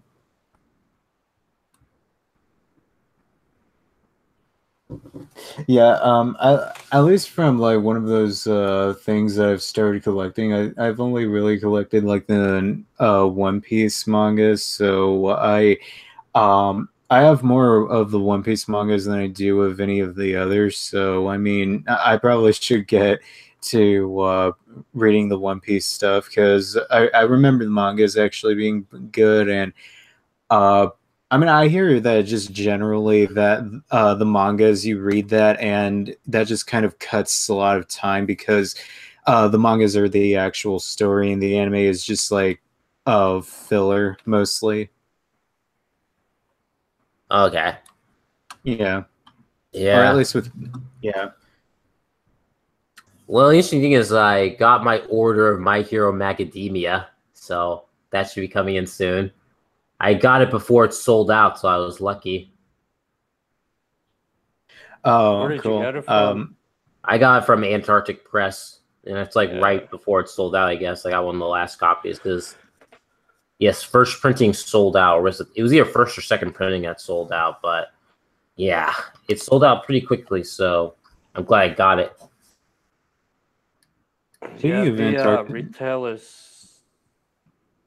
Retailers got delayed by 2 weeks. What? Say that again? The retailers, they got their issues delayed by 2 weeks. Oh, you mean the stores? Yeah. Well, I ordered mine online, so it's just like direct delivery, not going to the store. From an online store though, and it got delayed. Obviously, I didn't order it directly from Antarctic. Okay, I know some people have gotten theirs because some people are posting about it. Like I know Douglas Ernst has his.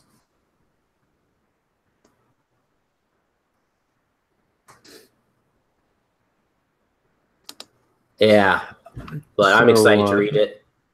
Oh, $5.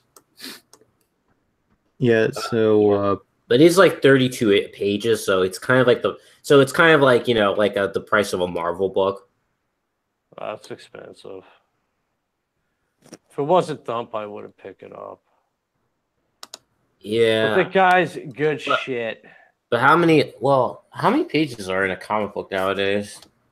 Marvel's at 32, I believe. What? I believe Marvels are 32. I think if it's bi-monthly or bi-weekly, whatever, it's 28. Okay. Something like The Flash or Batman. I wonder if there's... Yeah.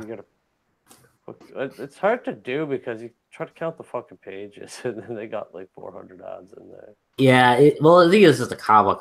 I was half expecting it to be like what was it? I'm trying to think. I was half expecting it to be like, I guess like it was like colored, but kind of in like a manga like format with like the book being thick, which I thought would have been cool. But no, it's like a comic book format. Yeah, it's best though. Yeah. Well, you can tell now because there are pictures of people who have gotten theirs online that it's in a comic. You ever fucking buy a manga? Jesus Christ, they're like 15, 20 bucks. No, you can buy a manga volume for $9. Most of them are $9 now. Like $10, basically, yeah. Really? I'm reading one. To a bookstore, and it's like, yeah. That's the cover price is like $15. Like what? Not as the bookstores I've been to. I've seen them for less than that. Like Barnes and Nobles, I've seen them go.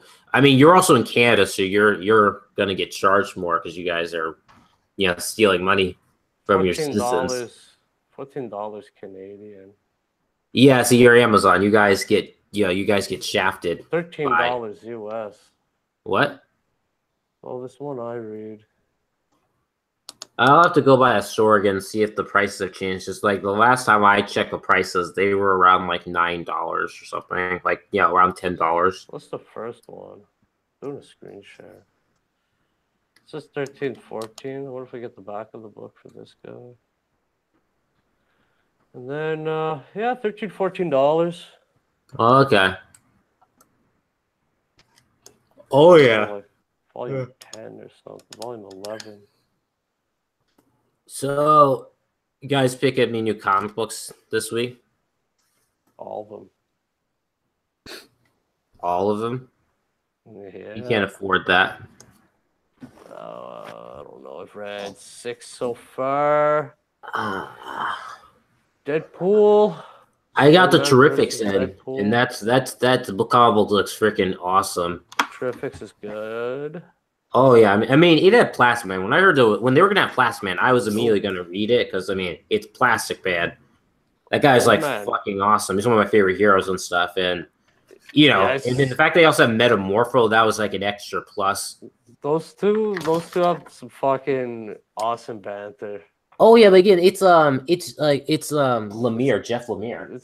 That guy's like Jeff Lemire knows how to write comedy. That guy's like hilarious. It's like a Ben Grimm, Johnny fucking. Yeah, but Jeff Lemire's the writer, right? Yeah. I'm just saying, it's great banter. Okay, I'm just saying, yeah, Jeff Lemire knows how to write comedy. I think he's the creator of Ambush Bug, if I remember correctly. Let me check. I think it is.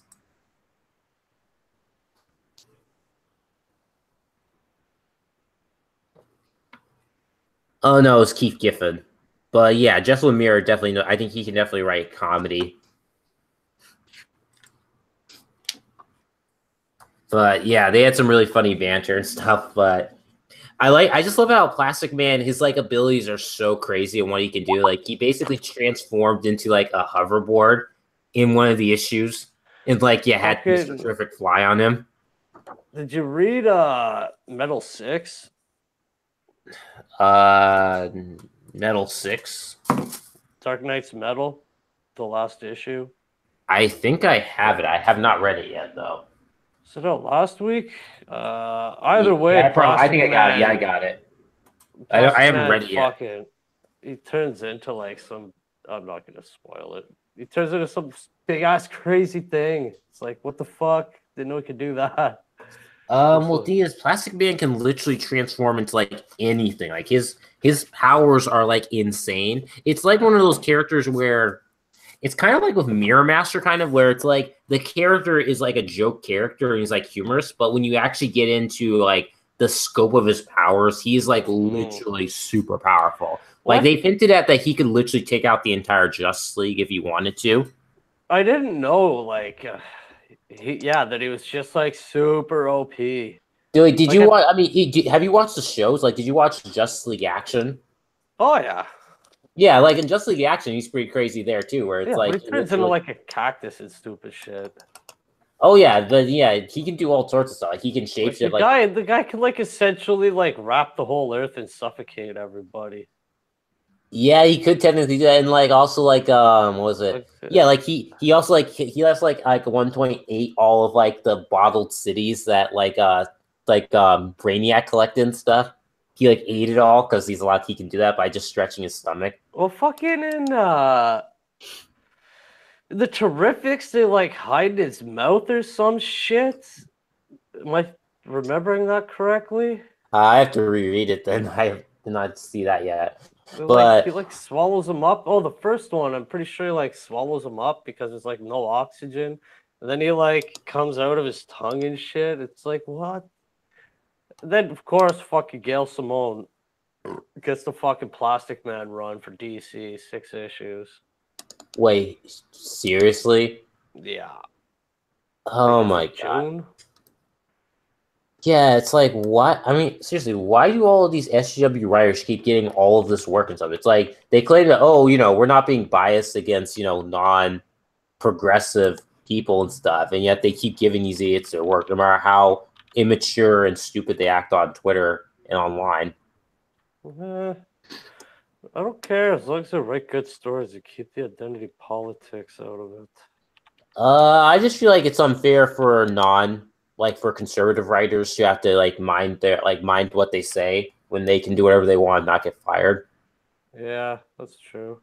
Yeah, and I think that's bad. I just think it's bad on the industry, and it makes it so the pool of ideas shrinks. Because I feel like one of the reasons why comic books are in such a bad state is because it's always the same people, and they're losing their talent, and they're not allowing another pool of ideas. There's no true equality. Yeah, same. But you need diversity of opinions. That's an important thing for a market. But they don't treat a conservative the same way they treat a liberal. I know, and that's hypocritical of them. And they act like they play the victim. It's pretty bigoted. Well, given how Thump is outselling things, his stories and stuff, sounds like conservatives have a buying power. Again, conservatives make people watch money. It's like Roseanne, that Roseanne reboot is literally is off the charts. Like its ratings are going off the charts and stuff because conservatives are watching that shit. Yeah, but I'm talking about how Malin got treated. Well, yeah, that too. That's what I'm saying is I think DC and Marvel need to wise up and understand that conservatives have a buying power and that progressives don't really have nearly as much of a buying power as conservatives do. Conservatives cannot buy any progressive. Do you watch Mim Headroom's videos? No, I don't watch Mim. You should. Did a video recently on Flash versus Batgirl, New 52 Rebirth online versus it's not online, sorry. freecomicbook.co versus Comicron. So how many people are paying for it versus how many people are just reading it online for free. And essentially, SJW Batgirl has got super low sales, but super high readership where people aren't paying for it. So that's interesting. Yeah. Because you can just go to readcomicsonline.to, sorry. Okay. Just check out how many views it has.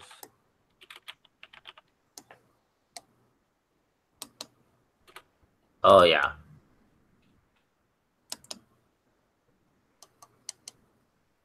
But what was it called? Read Comics Online. Let's drop it in the chat, in the Twitter DM. Okay. Yeah. So all my shit gets shipped to me, or it's fucking 2 weeks late from a guy locally that delivers. So I just read them there. Oh, yeah. Oh, yeah. I've been there. I got some flack for telling people that I pirate bad comics. Like I buy the comics I want to read and like, but I also pirate other comics to if I want to do a review or something, or just see what people are talking about without giving them money. Yeah, I don't know. I really don't care. Yeah, I don't care either way. So, but people got salty. Yeah, I want good comics to do good, so I'm gonna buy them. Yeah. I think I might end up getting a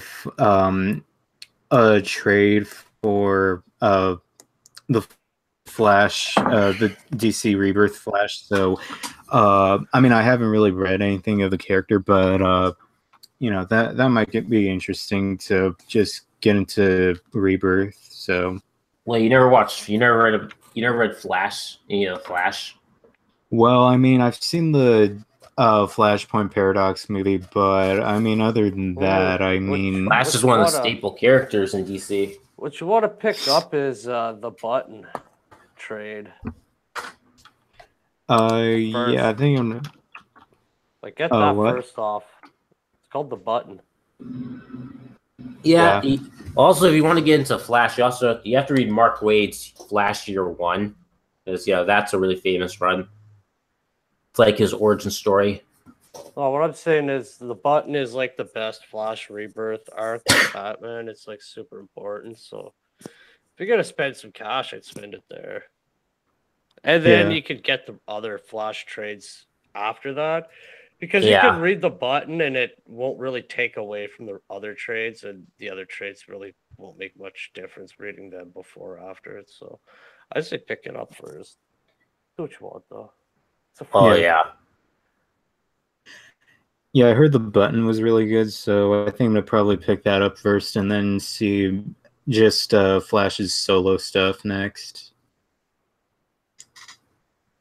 Yeah, I actually picked up the entire Flash run about 2 weekends ago. All the floppies, my LCS. It's having a Merch Madness 50% off back issues, and they had a fucking long box full of Flash. So I was actually able to get all the single issues except the button, which I already had, and then I was missing 25. I managed to find one on eBay for about $5-6. Got the whole run for $2 an issue. Not bad. Yeah. So, what kind of new superhero would you guys like to see? Like, if people start creating new ones, and just just have bring in some new ideas. I actually could. Well, I mean, other than probably try to get maybe Hal Jordan and. Oh, okay. Wait, what? Besides maybe getting the. What did Ricardo say? He said he was gonna get some coffee, I think. Okay. Yeah. And then other than probably wanting Green Lantern and Star Sapphire to have kids, maybe, and then have them like become their own lanterns or something like that, like maybe explore that aspect, but probably what kind of superheroes would I want to see next? I don't know if like because Disney now has the rights to the X-Men movies that they can actually have like that Disney that now they can start making more X-Men characters. So I don't know. Oh, I thought the X was still under control by Fox, except for the comic books. Well, I'm not sure about the comic books or the movies still, but I mean, I think Disney kind of. I think the deal with Disney, as far as I know, is still up there. So, still kind of like up in the air. So, maybe we might get. Hopefully, they end up. Hopefully, they do end up kind of bringing some more heroes into the X-Men universe or something like that, or yeah, I'm not really sure, but let me see. What'd you have in mind? Oh well, if it's up to me, I'd bring in some more some more like right-leaning superheroes to balance all the left-leaning superheroes. Then now we get more, right-leaning people into comic books, and their sales would increase more. Yeah. Yeah, like I might have you draw another character I created who is basically he basically looks like a hunter, he wears plaid and has like that hunter like look to it, like the lumberjack look and stuff, but with he's a hunter, and he basically carries like an eldritch rifle, which is it's like a shotgun, but with a Cthulhu like Lovecraftian like design to it. Yeah. So it shoots basically supernatural bullets that can harm both living and supernatural creatures. Yeah, that sounds pretty cool. Yeah, and when he shoots it, he can hit people. He can if he's not shooting like an energy weapon, he also can fire off like a basically like a fear projectile that would can drive someone insane. So this guy kind of has like a Lovecraftian origin with him, or like the weapon kind of does, and himself, guess maybe, but yeah, it's like his weapon is essentially imagine like a great old one formed into like a shotgun. yeah, that sounds pretty cool. Yeah, it's either a great old one formed into a shotgun, or it's basically a great old one created a weapon that is in itself one of those supernatural creatures. Has kind of a life of its own, almost like Soul Edge from Soul Calibur. Yeah.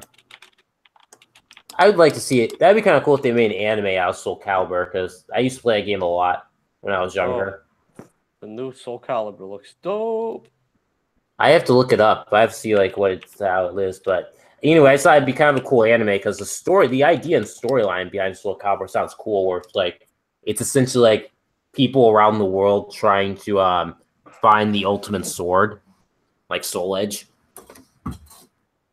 Real Mortal Kombat-y. Which I actually like. I actually recently completed Mortal Kombat 9, so I like those types of fighting games with a story like that. It's kind of cool. What the hell's the DC one called? What, Injustice?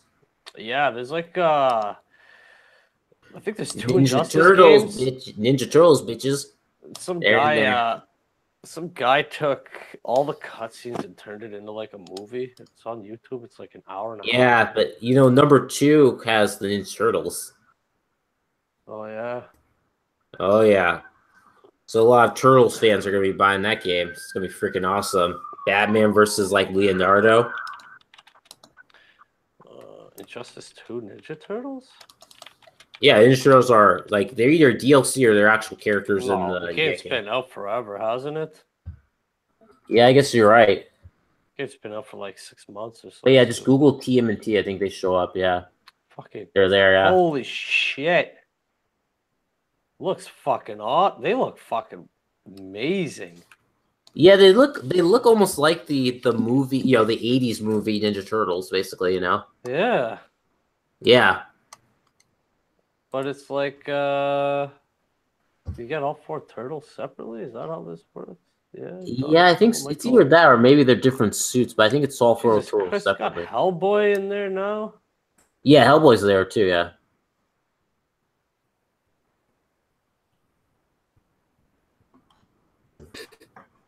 Yeah, let me Wikipedia because I think the Wikipedia will show All the extra characters. Let's see.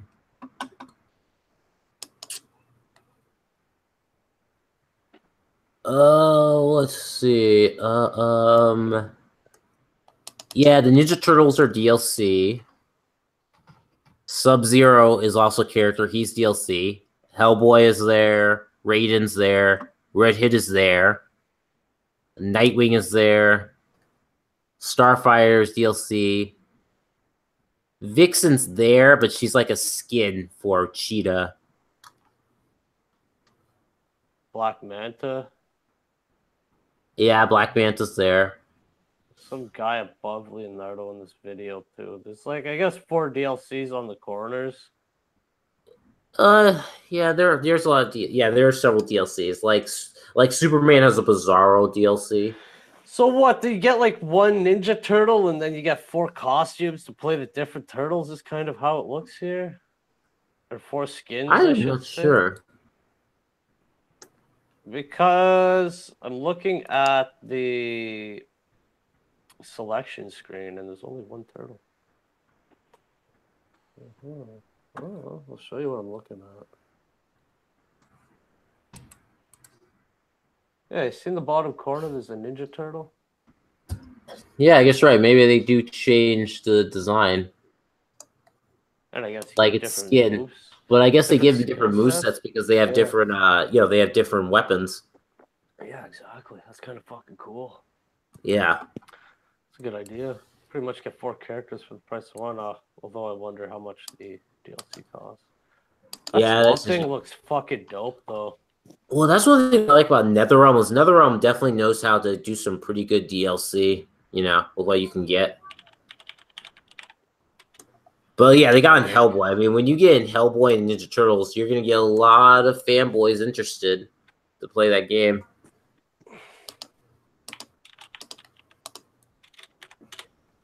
You reading Damage? I don't have it on my poll, but I think I read like one of the issues. Yeah. Yeah, Swamp Thing's in issue 6. Kind of looking forward to it. I don't know. Some of these character issue 6 designs, of Damage. Yeah, some of these character designs in Injustice are just fucking questionable. What for? What? Who the fuck was I just looking at here? Like the Joker looks fucking retarded. Well, the Joker. Well, you can just get a skin design, change him. Yeah, I'm just saying. Come on, don't complain. Supergirl looks kind of stupid too. Red Hood looks awesome. Batman, meh. Flash looks dope. Yeah. Robin, I don't know. It looks kind of stupid. Captain Cold looks cool. Robin? Where's Robin? It's right in the corner. You mean the red suit? Yeah, that's Robin. It's got an R on him. Okay.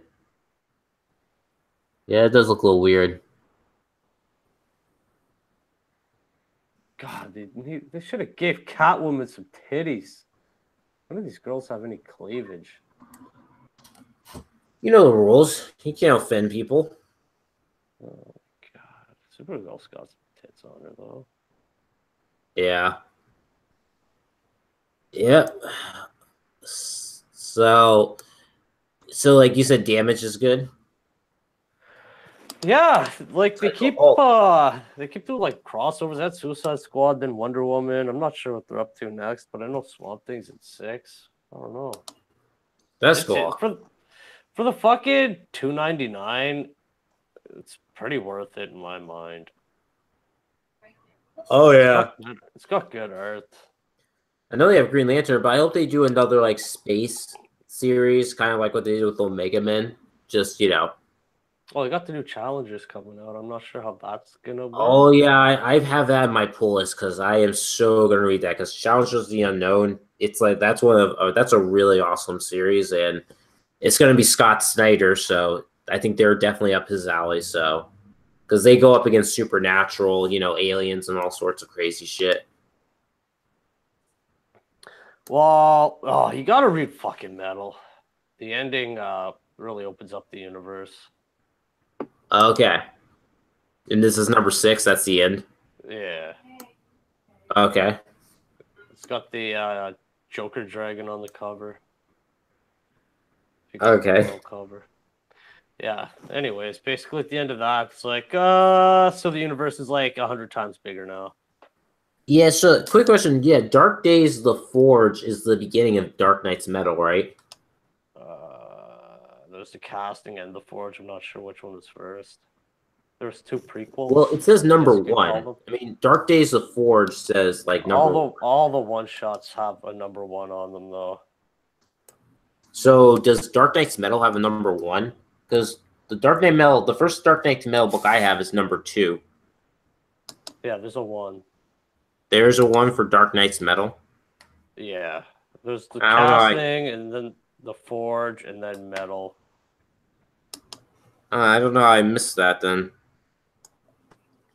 Yeah, I was late to the party. I picked up Metal 1 whenever it was still first print, luckily. And then they still had... I can't forget which one came out first. They had the casting or something, but they didn't have the Forge, so I had to pick that up off the eBay. So I was all up to date when the second one came out. So I only have 1 cover for 1, but I have like 2 or 3 covers for all the rest of them. And I have both covers for all the tie-ins.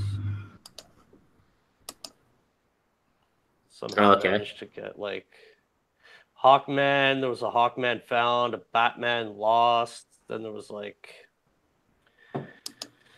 what else was there? There was like a 3.5 and like a 5.52 kind of issues that just got thrown in that weren't originally announced. Yeah. Yeah, I'd also like to see them. It'd be really awesome if they did a new God series as well. That'd be pretty awesome too. Like, having their like 4th Worlds book.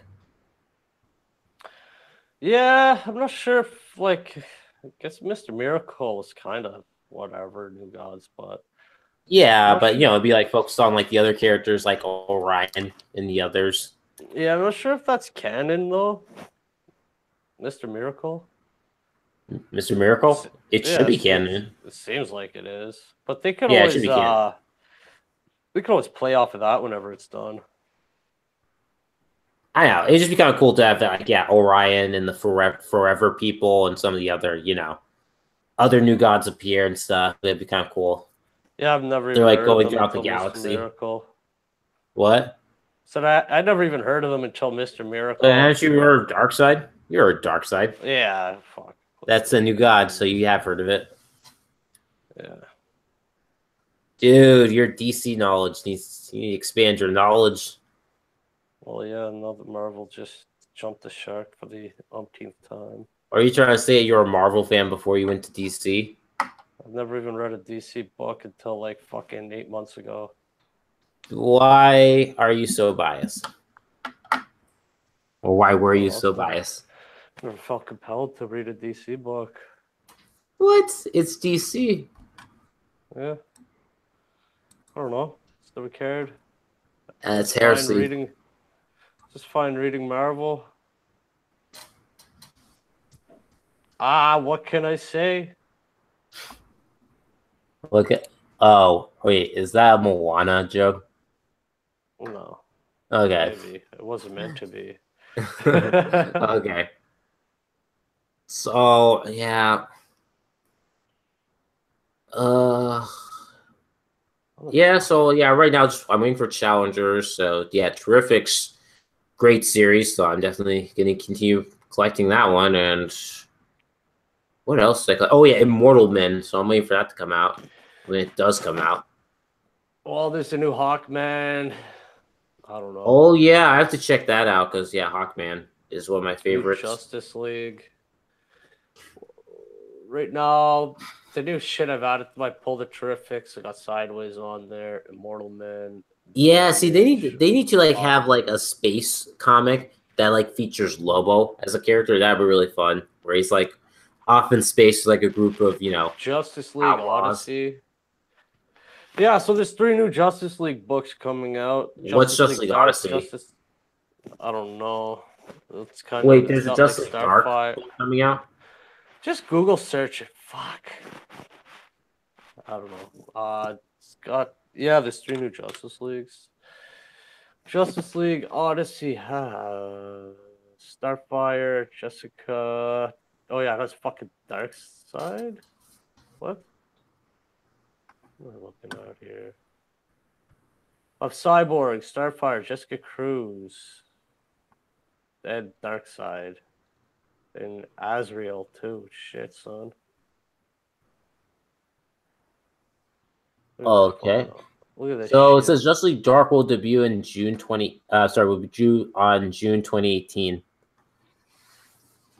I don't know. I didn't see it in the solicits. I told my guy to pick it Well, up. I'm looking at Wikipedia, so it says it will be okay.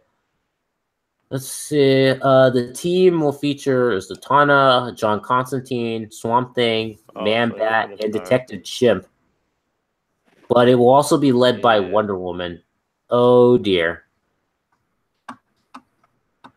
I guess I have to tolerate Wonder Woman.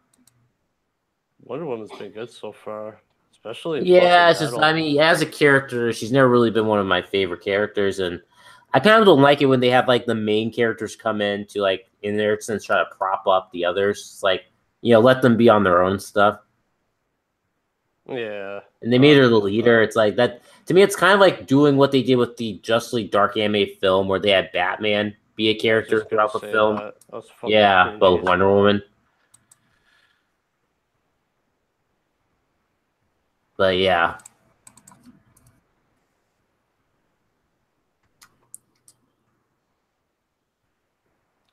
I don't know. So is there anything new that you thought was good? Sorry? So like what new comics are here that like jumped out to you? I just pretty much rifled them all off. That's it. Oh, how about you, Florence? For me? Yeah. For what? For in terms of comic books, you got anything new? Oh, that's been great. Well, right now all I just got was this. Well, this was last week, but I got this World of Krypton comic for free. It's just kind of one issue, but it's actually by John Byrne and Mike Mignola, which I kind of want to get the rest of these now that I know that these two worked on this series. So I mean, like this is actually like promotional for the these issues I think are just kind of promotionals for the Krypton show, but I'm actually kind of interested in reading these World of Krypton books, so I think I'll probably look into this. Okay. Yeah. Oh yeah, I forgot to mention next weekend I will have a stream because I'm busy that entire weekend. So yeah, maybe I'll do a stream next weekend. Oh, okay. Yeah. Yeah. Yeah. So Walt is basically out of luck then. Yeah, I know the summer's coming up too, man. I don't know how much time I'm gonna be able to dedicate to these streams. Well, I'll be moving at some point in the summertime, so I am not sure when the date will be. And like, yeah, I'm not sure what my schedule will be during summer. So yeah, there might be a hiatus or random stuff. Yeah, because like we've only been doing this for whatever since October, maybe. I don't recall. I have to say, it's been consistent since at least January or something. Yeah, it's been winter at least, so I don't know. Usually in the summertime, I don't sit around the fucking house all weekend. Well, you're out. Yeah, you mean tell me you're not shut-in? Imagine that. I get UV rays and all that shit. Wait, isn't everyone in comic space supposed to be a shut-in? Yeah. No. I mean, I guess I guess I kind of am a little bit. Kinda, he says. Oh wait, what? A little bit of a shut-in. Yeah, okay. Yeah, I'm just looking at my channel. See, when did we start doing this? It was like basically the I don't know. You numbered these videos, didn't you? You said it was like the 8th or something when we started. well, Age of Shitlords. Yes, I numbered them. Let me see. Yeah. Yeah, we started 4 months ago. Yeah, like, the first extreme stream was 4 months ago. Then it was pretty consistent throughout. Yeah, everything. Yeah. Yeah, took a Age of couple Shit. weekends off. Yeah, because then I split Age of Shitlords into 2 separate things. So. Yep. Wow. So yes, we've been going for like 4 months. That's what? Nothing. Yeah, then YouTube has a new stupid rule where it's like if you open your account now, you can't stream until you have like over 100 subscribers, something like that. I thought it was like 1,000 or something even. Wait, is it 1,000? Well, I thought it had to be 100. That sucks. It's 1,000. That's total garbage right there. It doesn't affect existing users though. Well, no, but new people are going to be really frustrated because then they have to like do all that shit. Especially if someone has to make a new account, and gets busted. Because now apparently if you get a single strike, well, now if you get a single strike, you can't stream or something now. I think that's the rules, right? Yeah, it's for like 3 weeks or something. Oh, really? I thought no, single strike and you're permanently done streaming. No, it's temporary. I'm pretty sure, anyways. Oh, so what happened to Weaponized Nerd Rage? Because apparently he can't stream anymore permanently. Permanently? I thought it wasn't a permanent, or I don't know. I don't really pay attention to that guy either. I would double check and see what kind of time period he said and whether it was permanently or not, because I don't think it would have been. Let's see. You can just Google search fucking YouTube streaming strike. Yeah, okay. So his last stream was a month ago. The Smokes and Crickets. So yeah, I think it was permanent. Because he hasn't streamed it anymore since like a month ago.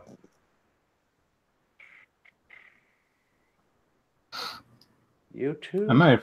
I think I'll probably ask him at some point. Oh, okay. Period. Yeah.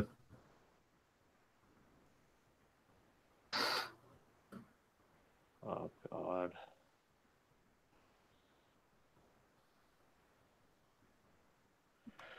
Uh-huh. This is really hard to find what the TOS actually says. It's hard to find. Without actually doing about 10 minutes of fucking searching here. I don't know. Because, like, Worski got banned. I remember he got, like, a strike or something for an old video a while back. I don't know. I seen it on somebody else's YouTube, but I'm pretty sure it was only temporary. Okay. Well, like, Worski's back streaming now, right? Worski, yeah, he's still streaming, yeah. Yeah, because he definitely wasn't able to. Wait, I thought he didn't get a strike just because his videos, his streaming is set up as a debate thing, so they won't strike him. No, but he got a strike on an old, like, a 3-year-old video fucking making fun of a feminist or something. Well, I think that might be different. I don't know. YouTube is inconsistent, so I wouldn't trust them to, like, consistency, but I think if it's an old video, I think you can reverse it because you can't appeal to like get your features back. But if it's like something new, they might bust you permanently and stuff. Because I think Weaponized got busted for a recent video. Because like Nerd Wonder, I think can't stream either because she's been busted for whatever reason. Someone did something. Yeah. Yeah. I'm most so skeptical of like their like even then you got like your chat there and somebody just shitposting your chat. I wonder if anyone's shitposting our chat. I guess you can like, stream what if still somebody now. says like gas the Jews in your chat? Like, can you get in trouble for that? I have no idea. That shit. I have no idea, but I don't. Yeah. But I think Weaponize's subscriber base went down because he said he was at like 6,000 at one point. So I guess he lost some subscribers. Oh, somebody was in the chat. I think they left. Yes, Who it's was true. it? Deep Space Nine had the most shit happening on it. Sad husband, short boss. Wait, what? Let me see. He might be from. He might be Nurk. He might be from Nurkish's Discord because I didn't post a link to it in Nurkish's Discord. I'm part of. Today, on the 5th Age of Shitlords, we talked. But you numbered it 8. Yeah, we're number 8. But your description says 5th. Oh, whoops! I screwed up. I don't know.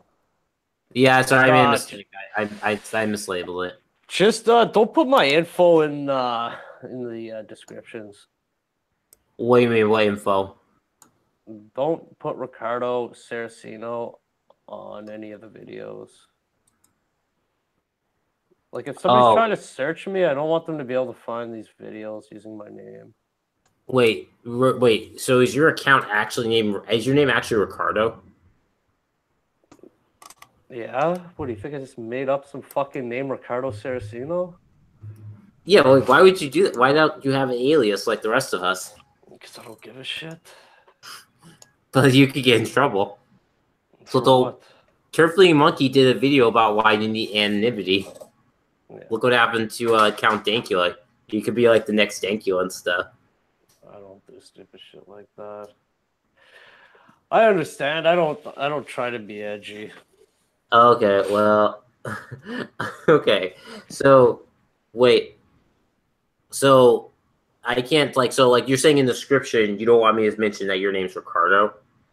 Yeah, so if somebody searches on YouTube from Ricardo is a common name. I mean, Ricardo should be safe, right? Just don't put it in. Okay, I put it in the tags, like the tags. Yeah, don't do that. Well, tags is one thing. I mean, that's different. I don't know. I searched my name earlier on YouTube. None of your stuff came up, so I figured I was pretty safe. What do you come up when you search your name? Oh yeah. Well, I'm putting your last name. I just put Ricardo, so that's very basic. Ricardo is a very common name in at least in Spanish countries. Yeah. I'm just saying, going forward. Okay. Don't bother editing anything. Today on Extreme Stream, I am gathered with Florence, Ricardo Saraceno, and Gualtilla as we talk. Shit. You're asking to be doxxed, man.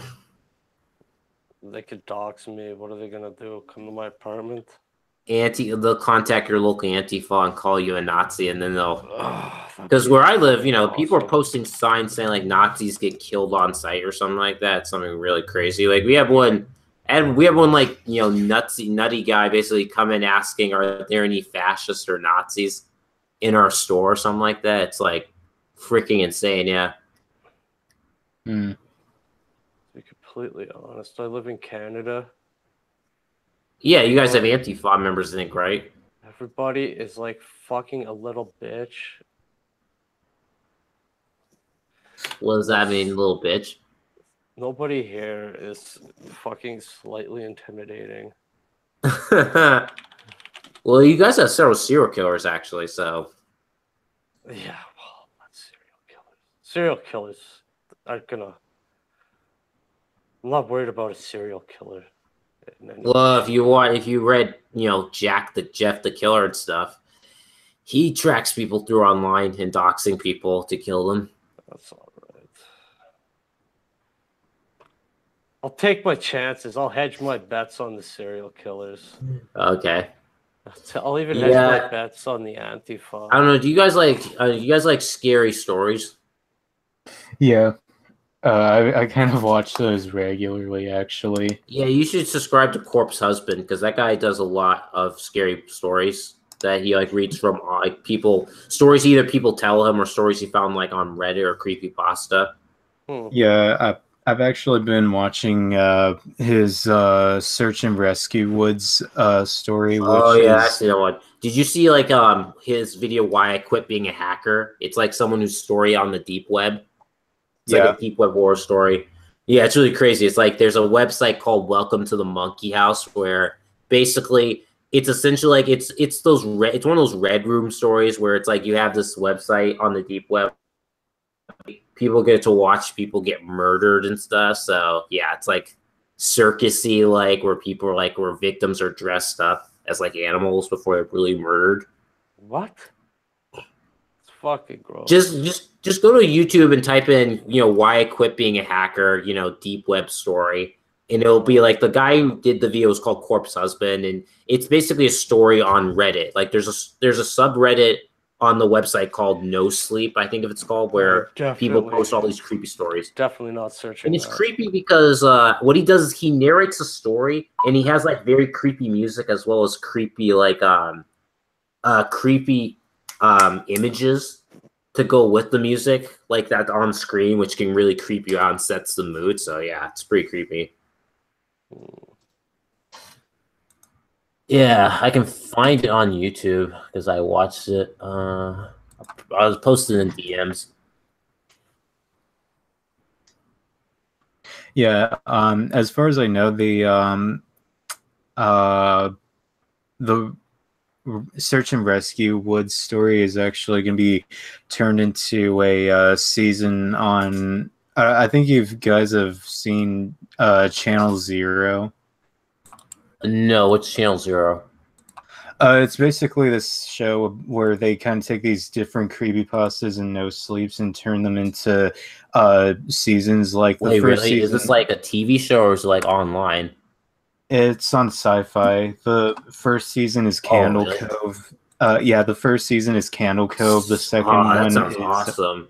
That sounds awesome. I always said that they should turn that shit into movies or TV shows because they're already better story ideas than like most of the shit that's being turned into like a movie right today. Oh yeah, but that's actually really cool. I wrote a short story kind of inspired off of that whole thing. Yeah. Yeah, because the whole gist of Candle Cove was that it's all about the idea that what you thought of as a kid was in fact way more gruesome than you actually remember. Like as in, your childhood brain didn't wrap around the whole idea that what you were watching was actually something extremely disturbing. And there's also like apparently one of the characters was a pedophile or something. Yeah, he was either a pedophile or like a child murderer. It's just something really disturbing. It's like a whole idea of like, what you saw as a kid may have been in fact more sinister than you thought because your innocent brain just couldn't comprehend that stuff. Yeah. Yeah, so it's a pretty disturbing story. Yeah. And then the second season is actually based on what was it? No End House. Oh, have they done Jeff the Killer yet? No, I don't think they're gonna turn. Like, I think they need to use Jeff the Killer and Slenderman because everyone knows Jeff the Killer and Slenderman. I think they're kind of like micromanaging like what kind of creepypastas are turned into different seasons because I think Jeff the Killer is kind of one of those creepypastas that's it's kind of like Sonic.exe where it's kind of like Sonic.exe where it's like the story is kind of like Jeff the Killer I think is an interesting idea. I just don't think that the story itself is actually kind of like really well thought out.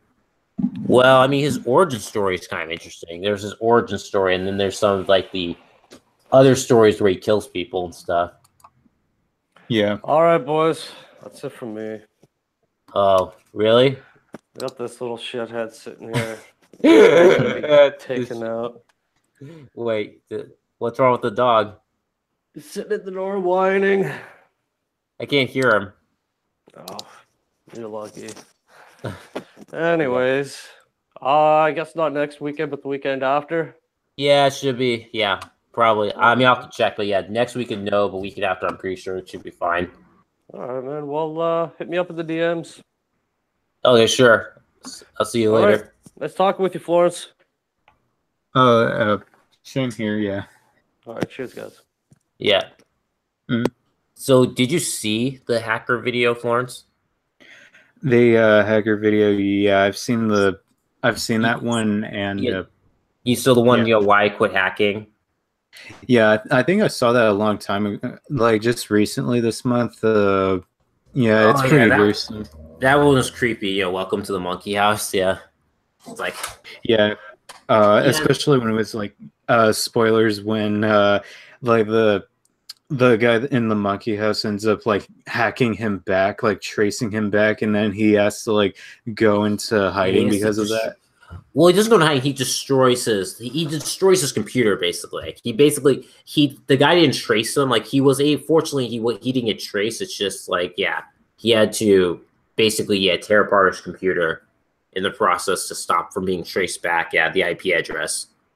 Yeah, that was really creepy. I think. Because like Corpse Husband does too, he does the videos which are apparently true stories, like people who have told their stories, and others are basically fake stories. So it's kind of like stories you have to interpret as what you will, like if they're real or not.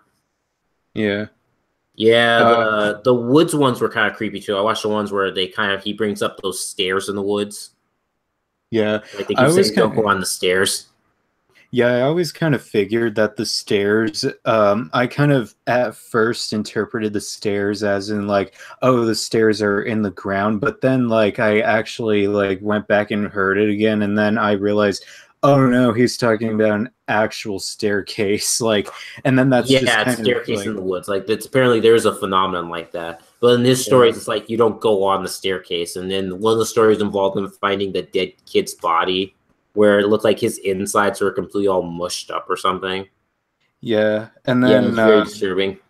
Yeah, and then that there's like this disabled kid that like looked like he fell from a cliff or something like that, and like that was just like really, really hard to listen to. Yeah, the creepy one. One of the creepy ones was like the one about like that girl who was insane and like basically thought this guy was her boyfriend. She sounded like she might have cut his throat had he not barricaded his door. I don't think I've seen that one. I forgot what the video's titled. There's that one, and then there's like he has a story about happenings at fast food or McDonald's restaurants or something like that. Yeah, there's that one, and then he has like his police horror stories, which are interesting as well. And then there's also like Home Alone stories. Or home invasion stories, and there's like the stalking stories.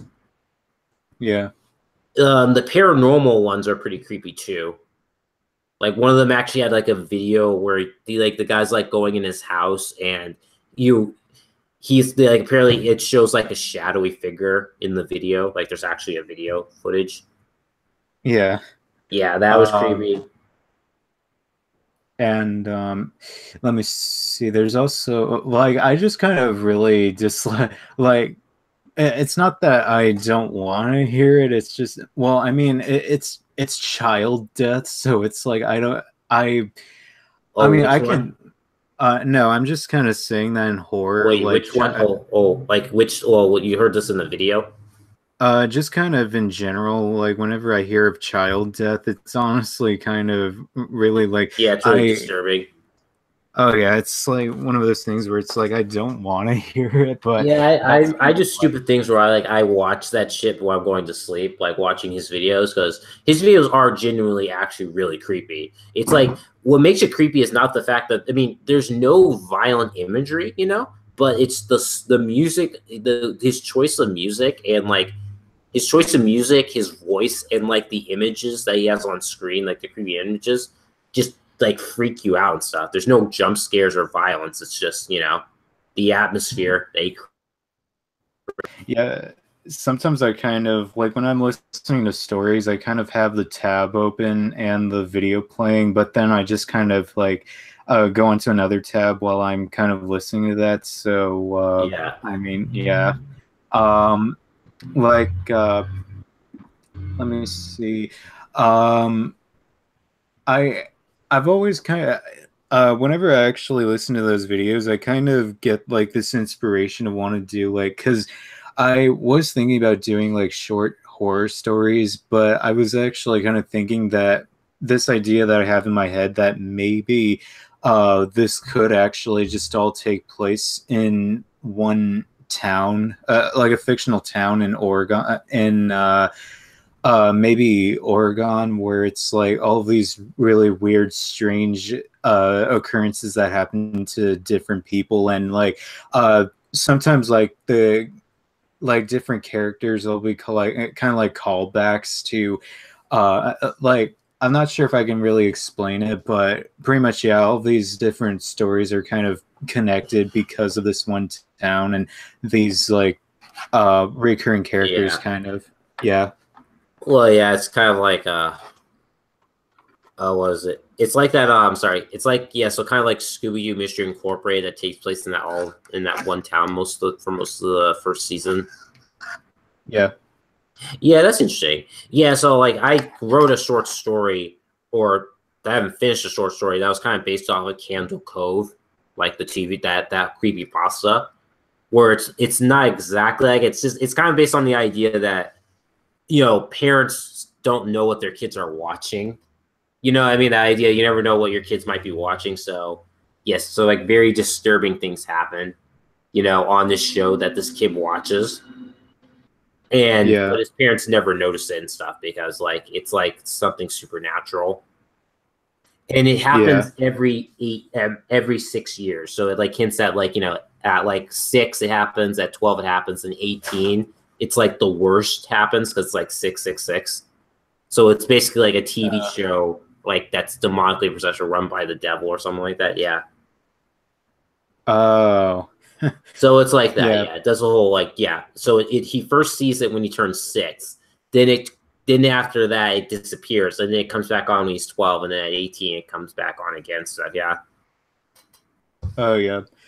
I actually kind of noticed like some stuff in the horror stories that I read. Like usually a lot of the horror stuff that usually happens is stuff that takes place in your house or some place where you're really secure or something like that. Like in a place that you would think would be very secure, but like say a garden, for example, you're just like in your garden and then one with your kid, and then your kid just ends up wandering off with this complete stranger and they go like missing for weeks on end. Like that's that's pretty terrifying actually. Oh yeah, it's pretty creepy and stuff. And then like, well, yeah, because with Corpse Husband, like the home invasion ones are pretty creepy, where it's like the characters are alone and like there's a home invader.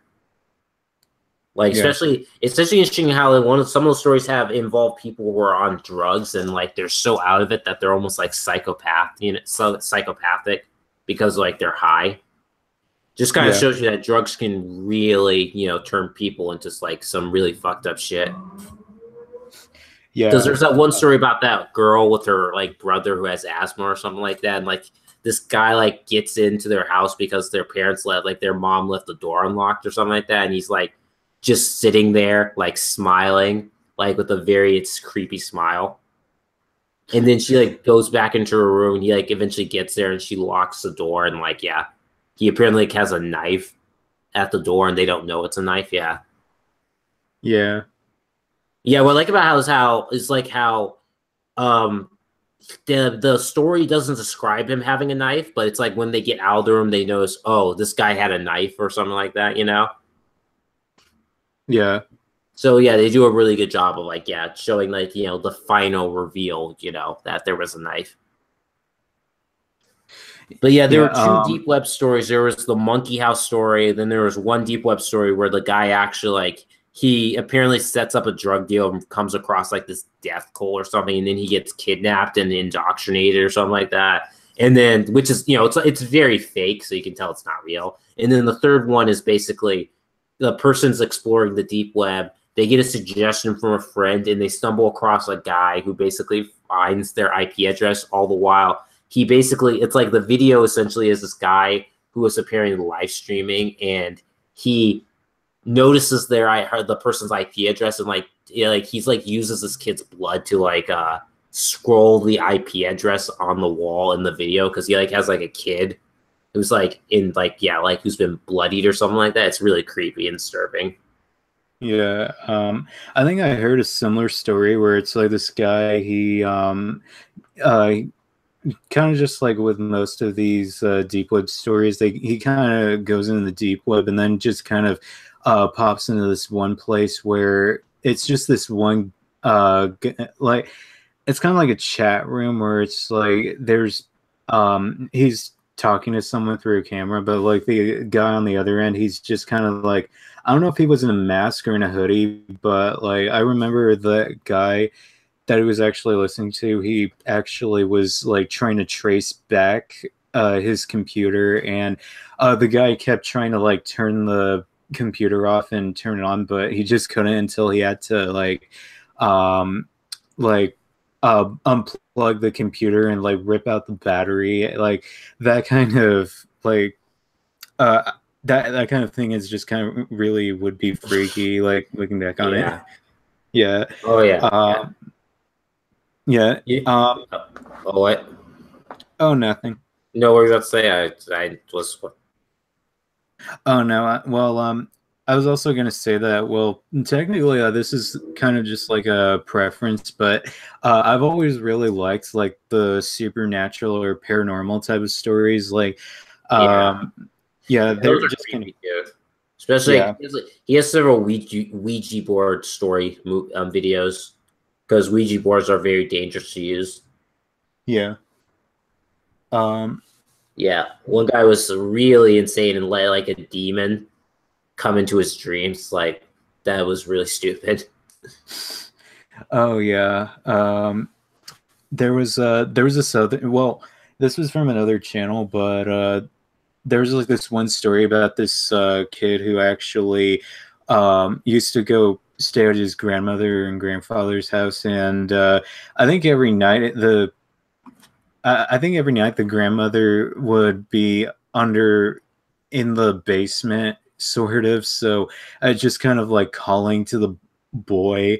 And like during the day, the grandmother would be out of the basement and she's fine. But in the basement at night, like her just like calling to him, and she would have like this really like big smile on her face. And like the grandmother passes away. But like the end of the story is that he could see the grandmother under the stairs, but her smile is like way larger and her eyes are like way bigger. Like, damn. Oh, which video is it? This is Corpse Husband or a different person? Different person, but I think I could probably look that up right now. Oh, you don't have to look it up now. It's like, yeah, you can do it later if you want. Hold on. Just a quick sketch. Yeah, it's by Mr. Creeps. The title is called "My Grandma Lives Under the House." Okay. Yeah. Yeah. Yeah, most of Corpse Husband's videos aren't like supernatural. Most of them are just like, just close encounters with like creepy people. Yeah. Oh yeah, I mean, it must suck for the people who are like out in the middle of nowhere where their stories are like, oh yeah, I have a creepy experience in the middle of nowhere. Yeah. Oh yeah, and then there was I think there's this guy called Beyond Creepy, which also has really strange encounter stories. And one of these was like he was kind of like hitchhiking, and he saw a car come up to him and he was gonna hitch that ride, but then the car stopped and it was raining, and there were these like people who came out of the car, and he could see from the lightning that they had no faces. They were almost kind of like mannequins, and they were like just moving really weirdly, like almost kind of stiff. And like he had to like run into these cornfields and just kind of keep running into them until he heard that car go away. Like you know, just kind of stuff like that. Like that's yeah. That's pretty creepy. But yeah, there's just a lot of different creepy videos out there. But yeah, I should probably stop. I should probably end the stream now. Just yeah. So anyway, folks, it was very nice, you know, having a stream done today, and hope to catch you guys in 2 weeks again with another stream. This is your King Billy signing out.